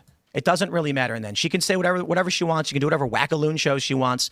The fact that she put me on her thumbnail today, titled "Who Benefited from Charlie Kirk's Death," whether she's retarded, I don't think she is, or doing it intentionally, it doesn't matter. The message is clear. You speak up against her, and she will sick people on you.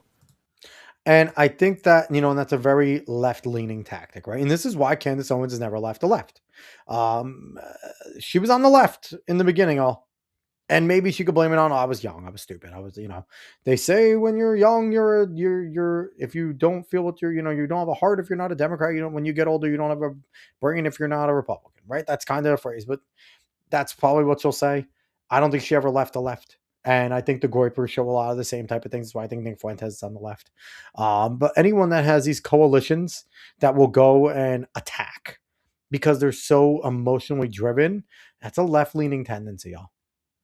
Is that the purpose? That was I the whole called her point. out. Absolutely, that was the point. The reason she put you on the thumbnail was because you had the audacity to call her out. It was and no one else would, and people don't, and so many people don't. Like when Ben Shapiro was on with Megyn Kelly, and Megyn Kelly deferred and then said, well, I don't know, well, and demurred, and then later came out and said, Candace never said that. It's like, you know what, man? She can say every which way a million times, but never directly say it for plausible deniability. Yep. As if we're retarded. It's what a stupid world to live in. And that's so true too. And again, that's another leftist tactic. I think that's what people need to realize here. You can tell who's who in a lot of ways. And don't get me wrong, we all use it sometimes, right? We all get caught, and that's an emotionally driven response to kind of, well, I didn't say that. This is what I said, and it's a wordplay thing. And wordplay, in a lot of ways, when you're trying to take words and blend them and turn them into different things and say them and then, making implications, but it's like I'm not touching you type of thing. That's very much the way the leftists play it. That's a Saul Alinsky thing. That is a God. What were those people that they take words and they change them? Why can't I remember? I can't remember anything tonight. But it's very much Saul Alinsky. It's leftist tactics, guys. This is where they are. So listen, it's not just about her. She comes up because she, I guess there it is. She put me on her thumbnail. She's a piece of trash. What do you think? Let me know in the comment section. Obviously, I know that this is fractured both sides. I feel like we should do a deep dive on it today on the show. And maybe that's what we'll do. It's your boy, Benny. Like, share, and subscribe. Keep fighting. Thanks, Benny. But, okay. So that was my reaction to Benny kind of covering what went on between Tim Pool and Candace. And mostly Tim Pool just flipping the fuck out. And I took a few nice little sidebars there. But overall, it's... Again, I don't need to hear Candace Owens' side because I don't care. I've seen Candace Owens go off the fucking rails lately. It doesn't take a genius to see that she's gone, and I don't think she's gone crazy. I really don't.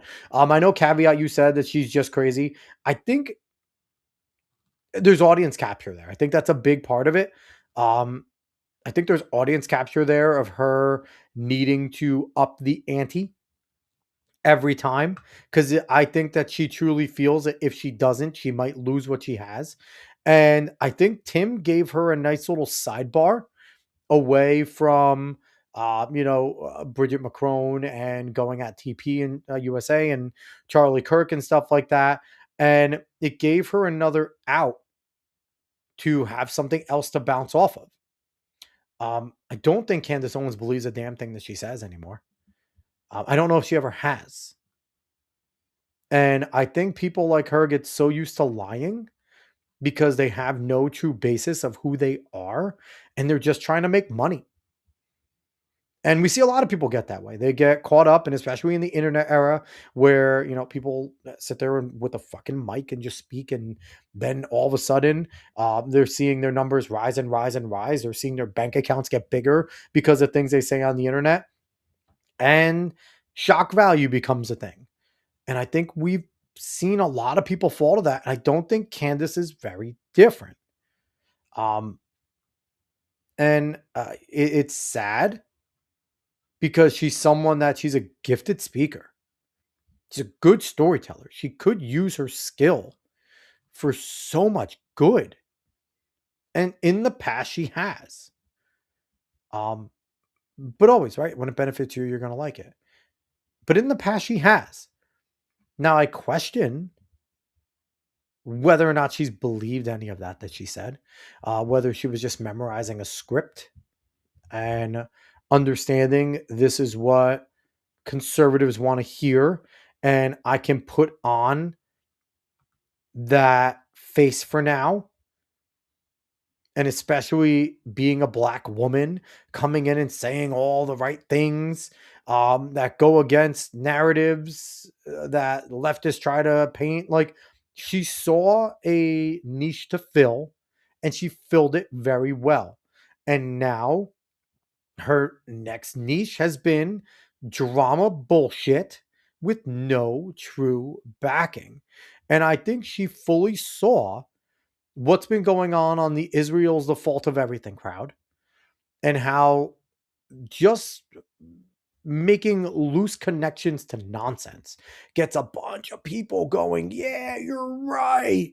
Do you notice this, and this? And it's like they got to go from they try to go from first to third without getting to second. But if you see that, then you're the idiot because they touched second. You just didn't see it. Like, it's some dumb shit that they always do. And I think she saw that you don't have to say much to get a lot of these people that are believing this stuff. And there's definitely the point of politics is not as popular.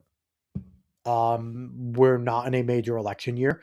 Next year, we will see politics coming back into play. It's midterms.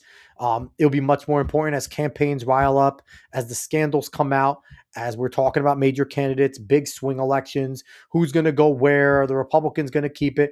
You're going to see the conversation shift. Right now, there's not much. There's not much. The Congress isn't doing shit. You can only talk about Trump so much. There is Trump fatigue on both sides. The culture war is very different. But I think this is one thing that we need to remember. Too many people are talking about, well, the culture war is basically done. The left is so fractured. Blah, blah, blah, blah, blah, blah, blah. What people need to realize is where people on the right get bored, we're done talking about politics. We're regular people. We want to go back to work. We want to take care of our family. We want to go to church. We want to shoot our guns. We want to do whatever the fuck we want to do. Leave us alone. Once we win the slight ability, again, to be left the fuck alone, that's what we do. We leave alone. We're done. But the leftists don't stop, guys. And I think that's what we need to understand here. This is their religion. They know that right now, Republicans and conservatives have zero energy. They are not gearing up for 2026 at all. On the groundswell. The politicians are 100% doing it. But even if you look at it now from the influencer political space of people on podcasts, are we talking about policy? Are we really getting hardcore into politics? Are we talking about these culture war battles anymore? It's not as popular. We're all shifting. All of us. I've talked a little more about sports. Talked about John Cena recently in a video. Trump pops up every once in a while because Trump is the only one doing anything. But we're not talking about all these big political things. I brought up Jasmine Crockett because Jasmine Crockett's a dumbass in one thing. But that's what you're getting. You're getting these little snippets. It's not as big of a deal. But on the left, it is. They never stop. They don't. I forget who it was, but the one thing is, like, you may get tired, but communists never get tired. Leftists never get tired. This is their religion, guys. I think that's what people need to realize. This is the leftist religion.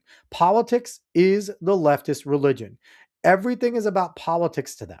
This is how they see life. This is the lens they see life through, is their politics. And I think we still haven't realized that on the right. That, yes, we've won some battles. The culture is 100% shifting back towards just normalcy, not even towards the right, just normalcy, right? You're seeing a lot less of the trans stuff being put onto kids. But let me tell you guys, it's coming back. And it's going to come back in a different way, right? We've, Drag Queen Story Hour went away. Drag Queen Story Hour just went away because they didn't need it anymore. They got what they got out of it and they're done. The trans stuff is not going to be their big fucking shining beacon anymore. They're going to find something else. The leftists always find something else. They always find something fresh. And they're plotting it now, guys. Just watch. In 2026, there is going to be some different message, some big thing that they're going to try to push, and they're going to hint at it. It's going to bubble.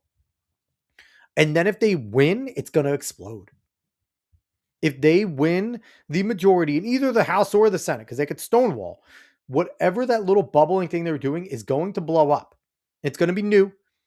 And Republicans are reactionaries for a reason. Conservatives are reactionaries for a reason. We are then going to react and try to figure out what to do. But they're already figuring out what the new plan of attack is. Republicans don't do that.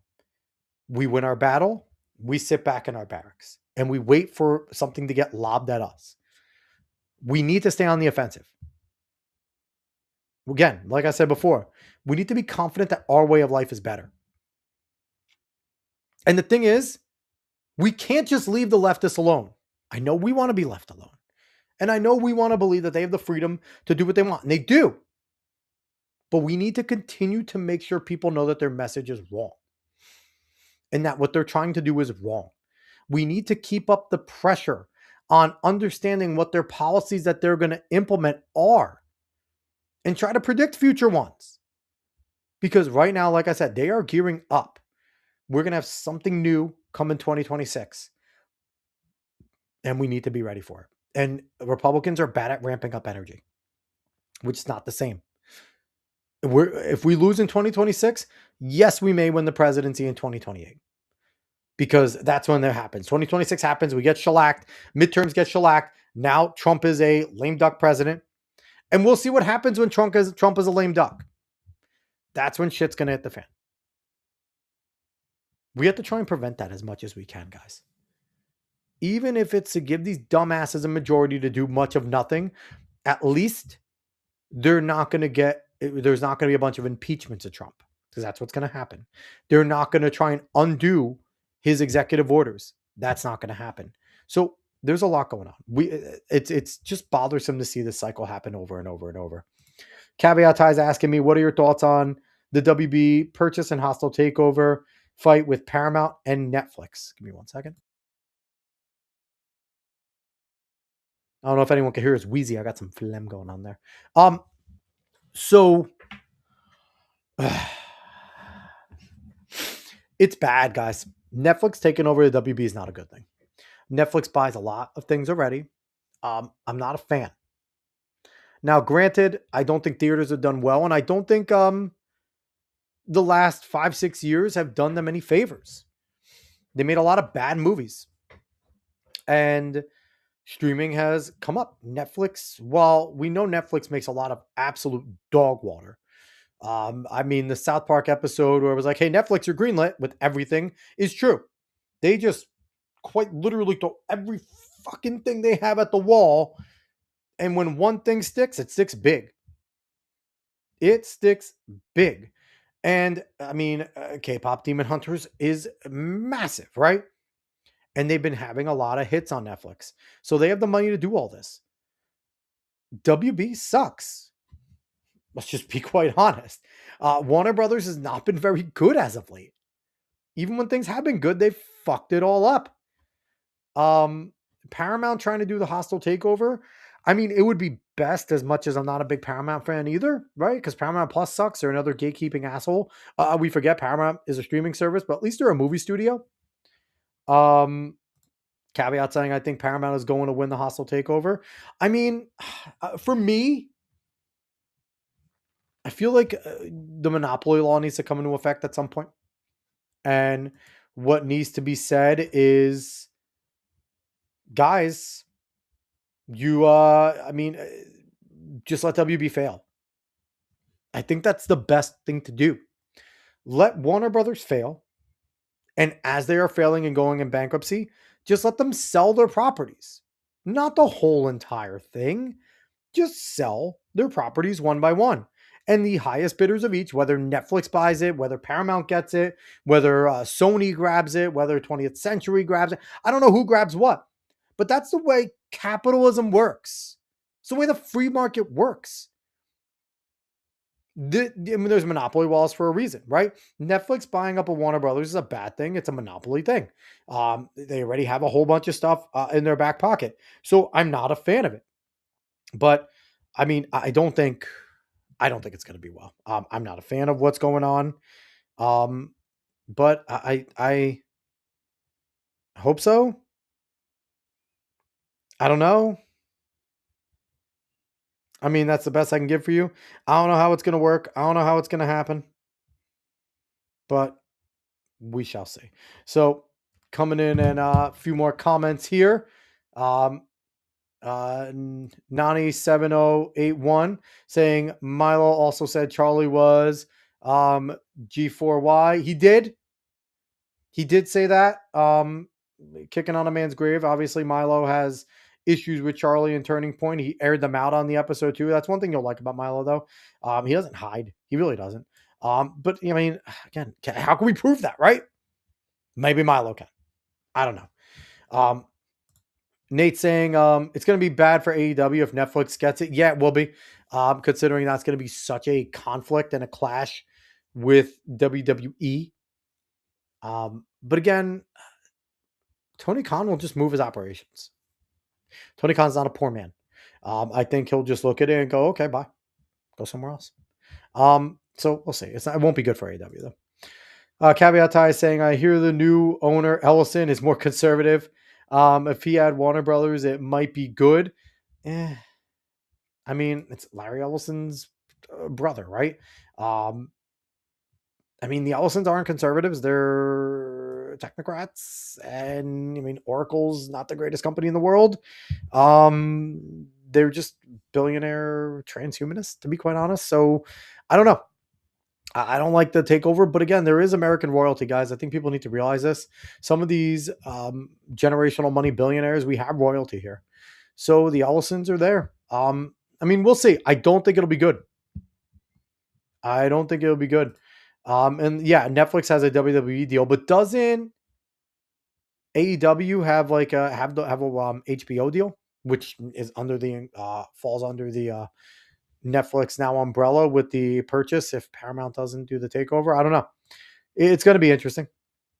We got to see more of this unfold. And I know Trump said that he's going to be involved with overseeing what's happening there. So we'll see how that all goes. But I don't know if it's going to be a good thing. I mean, can't see it being a good thing. But what else is going to happen? I think something like this was inevitable because the movie theaters haven't done themselves any favors. And the movie studios haven't done the theaters any favors by not producing consistently decent stuff, right? Doesn't have to be great. Like Five Nights at Freddy's just came out. Five Nights at Freddy's 2. I think it's probably done decent. That's all they need in between the blockbusters. They need decent. But instead, we've been getting flop, flop, flop, flop, flop. Okay, really, really, really good. Flop, flop, flop, decent, flop, flop, amazing, flop, flop, flop. And that's what we've had. Disney sucking has not helped because Disney was always a big draw. But they've usually were just consistently decent, but that doesn't help. David coming in saying WWE has a Netflix deal. They do. I don't know how much Netflix is benefiting recently. They're not. I think we know they're not. No one benefits from wrestling right now. It's a big problem. That is a big problem. Nobody benefits from wrestling right now. Nate saying just getting back to cable at this rate. Oh, 100% it's cable already. I said this back when the streaming stuff started and getting rid of cable. Like it's no. Netflix is pissed. Raw sucks. I mean, Raw sucks because I'm telling you right now, and we did the video, people got pissed. When John Cena's officially done, I think things are going to get better because catering to Cena, last time is now tournament has been stupid. We all knew Gunther was going to be the last guy. And it's just been tedious, absolutely tedious. Caveat, looking for guests, always reach out. I'm not sure what's wrong with my XDMs, or I can reach you out whenever. I think our XDMs are working now because I saw your last post. My stupid phone just needed to go to the encrypted dumb shit that Elon did. No, caveat, we're going to talk soon because I'm having you on soon. We got to talk about your books and stuff like that. I'll be reaching out, probably not tonight. I'm going to try and reach out tomorrow. So I definitely want to have you on, talk about your past projects, your future projects, and things like that. But yeah, no, I really think everything's going to be better when Cena's gone.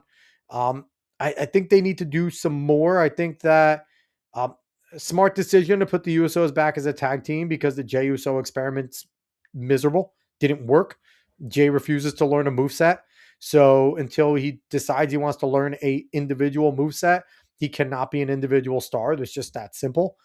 He has no moveset. But I mean, some good stuff can happen. We'll see. Joe Hendry being over there is good. I think they could do things with him. They need to do better with LA Knight. LA Knight's so over. Um, Dirty Dom is one of the best wrestlers around. Love Dirty Dom. So we'll see what they do. I think it can get better. I just don't think wrestling's very profitable right now in that big main arena. I don't. Um, And I don't know what WWE is going to do because SmackDown is absolutely fucking tanking. SmackDown's terrible. Saturday Night Main Event is interesting. They did a good job. NXT's good. Raw isn't the draw that Netflix thought it was going to be, and their pay-per-views, which I refuse to call them PLEs, they're stupid. Their pay-per-views are up and down, very up and down. They used to consistently be decent with some really really good ones. Now they're very up and down. Triple H certainly has to figure some shit out. I do say that. But the only light at the end of the tunnel is until AEW figures their shit out, WWE will be the big dog. AEW can't tell a story to save their fucking life. So that's a problem. They need to figure out, AEW needs to figure out what it wants to be. Do they want to be ECW? Do they want to be New Japan? Do they want to be a little bit slower like WWE? You don't know. There's no story. It is 100% just here's a match, good match. Here's a match, another good match, good match. There's nothing tying it together. And one thing that wrestling fans, because of the WWE and WCW, crave and want now is a good story that has to do with a lot of these different feuds. For the longest time, I've called wrestling, it's just a soap opera for guys. AEW doesn't give you that soap opera. WWE is not doing it as well. They need to get back to that. They need to figure that the fuck out, right? This is soap opera stuff for dudes. That's what we want. We want guys beating the shit out of each other. And then we want to find out the drama in between of why they're beating the shit out of each other. And every once in a while, see some boobs. And the girls are killing it. To be quite honest, the strongest part of WWE right now is the women. Now, Nate, I agree with this. Too much saturation too. Can't have 20 hours a week of content between WWE, TNA, and AEW. No one could keep up if they wanted. Yeah, that's true. People will pick though, and I think there's value to that. But in terms of saturation, there's a saturation with the women right now. Yes, it's great to have the women's division as talented as it is, but I think that there's a lot of fucking talent in the women's division now, and they don't know what to do with it anymore. I think they're struggling on how to book their top talent. They're struggling on how to what's going on with Jade Cargill at SmackDown. Nobody knows. What's Jade's direction? I mean, Bianca Belair would be great. It's a great feud. But you know what, though? You can't look at just this one. What's next, right? The issue is, I think they've been looking at this one feud here without any assumption of what the other two are going to do after that feud is done. Where's the next direction for these individuals, right? Gunther is going to wrestle John Cena. I think Gunther should beat John Cena.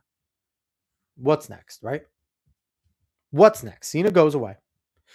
What's Gunther's direction now? Is he just going to be put right back in the world championship scene? Fine. But how? Make it interesting. Make it good. And that's been the biggest issue of wrestling. So I think that, can it be salvaged? Maybe.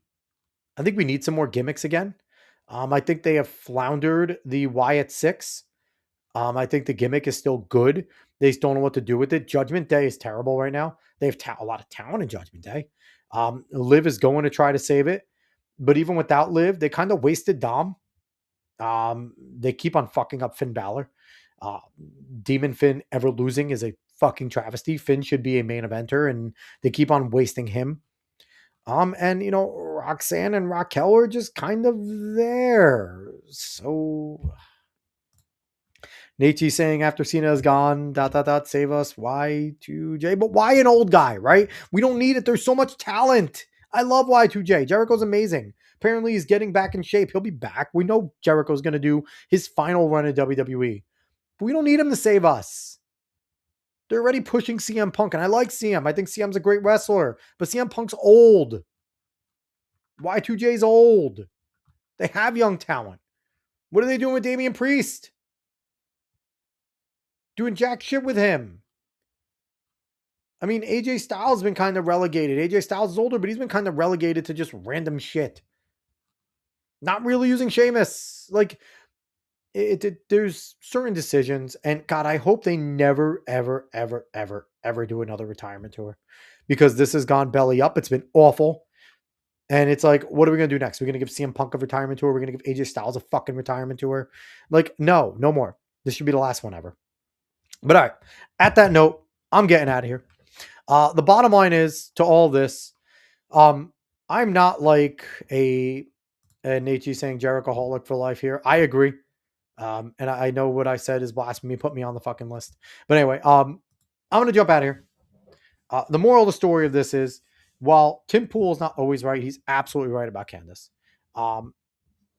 Candace is a grifter. Candace has been a grifter for a long time. She was at one point a net positive for the movement when she was doing really good stuff on the floor of Congress and helping, using her storytelling and her intelligence to go at the left. She was a net positive. But in politics and like everything else, what have you done for me lately? And lately, she's been a fucking grifting asshole. I'm not even going to call her crazy. She's saying shit to say shit because she knows her audience will eat it up. And Candace can't go away soon enough. Or just fucking stop. Like, there's two things. Either Candace goes away or stops. I don't think she's going to go away or stop. So this shit's going to continue. But I do hope that what Tim did will give more creators some balls. Like, I know individuals like Steven Crowder aren't afraid. I hope it gives Steven a little more will back Tim in a very loud and vocal way. I hope the Wire guys will come out. And again, no one will be surprised that the Wire guys do, because they know about the rift. But I hope they do. I know, Pat Gray and Keith Malinek and Jeffy have been making fun of Candace, and I'm happy with that. Pat's been calling her a fucking psycho for months now. And that's good. And he's a big voice. Glenn needs to come out strongly.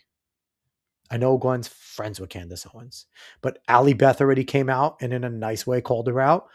We need voices like Glenn's to come out and call her a fucking psycho and say what she's doing is wrong and call her a grifter. We need voices more at her level, because Tim Pool's big, but Candace has amassed a gigantic audience. And it needs to be more of a leader of the movement. And Glenn is a leader of the movement. He needs to come out and call her crazy and say what she's doing is wrong.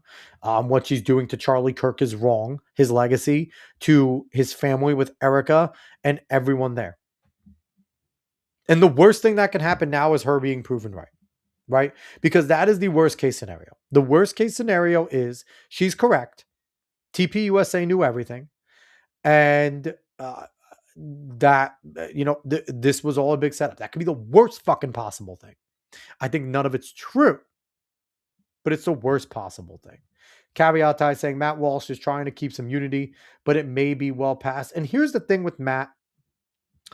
We need unity with those that are going to benefit us at this point, right? Does Candace Owens benefit us right now? No. Does Ian Carroll benefit us? No. You have to look at Tucker.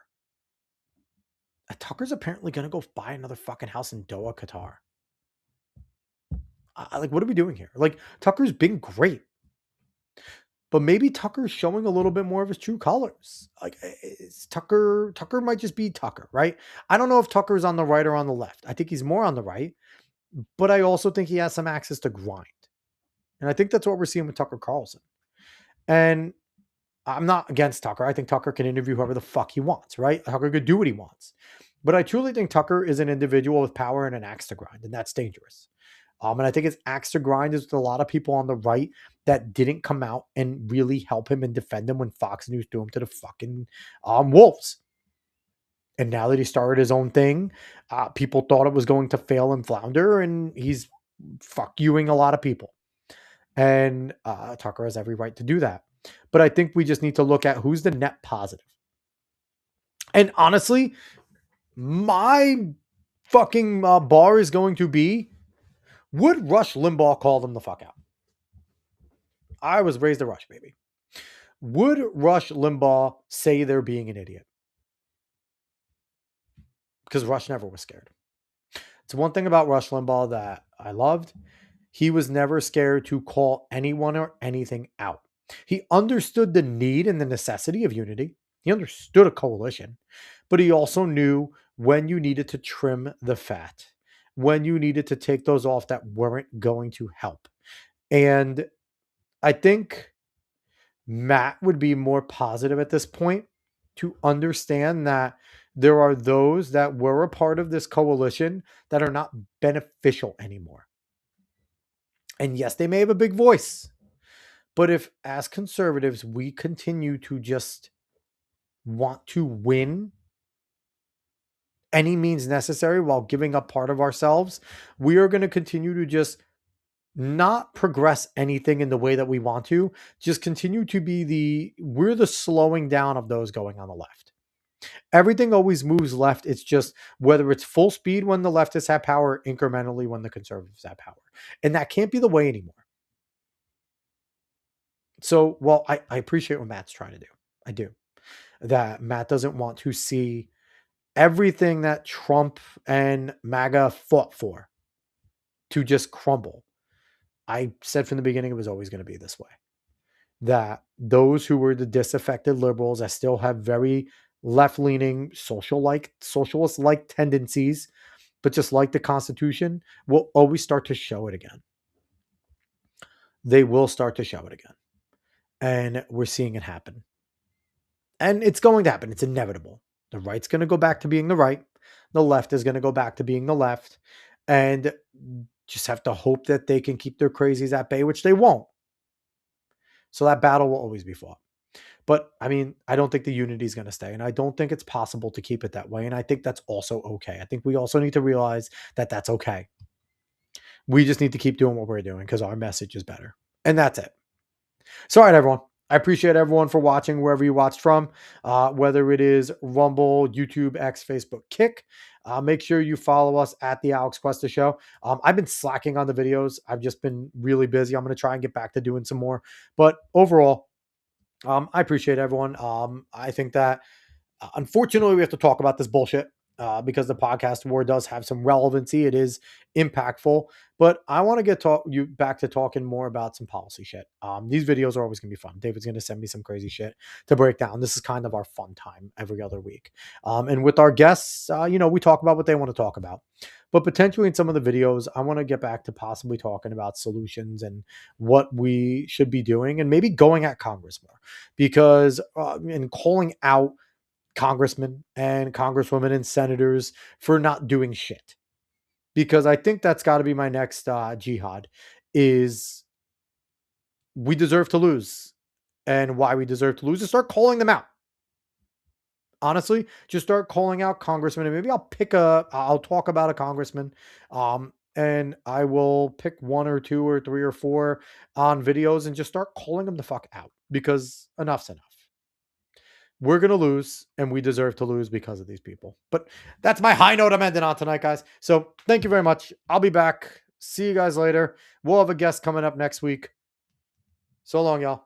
Thanks for watching.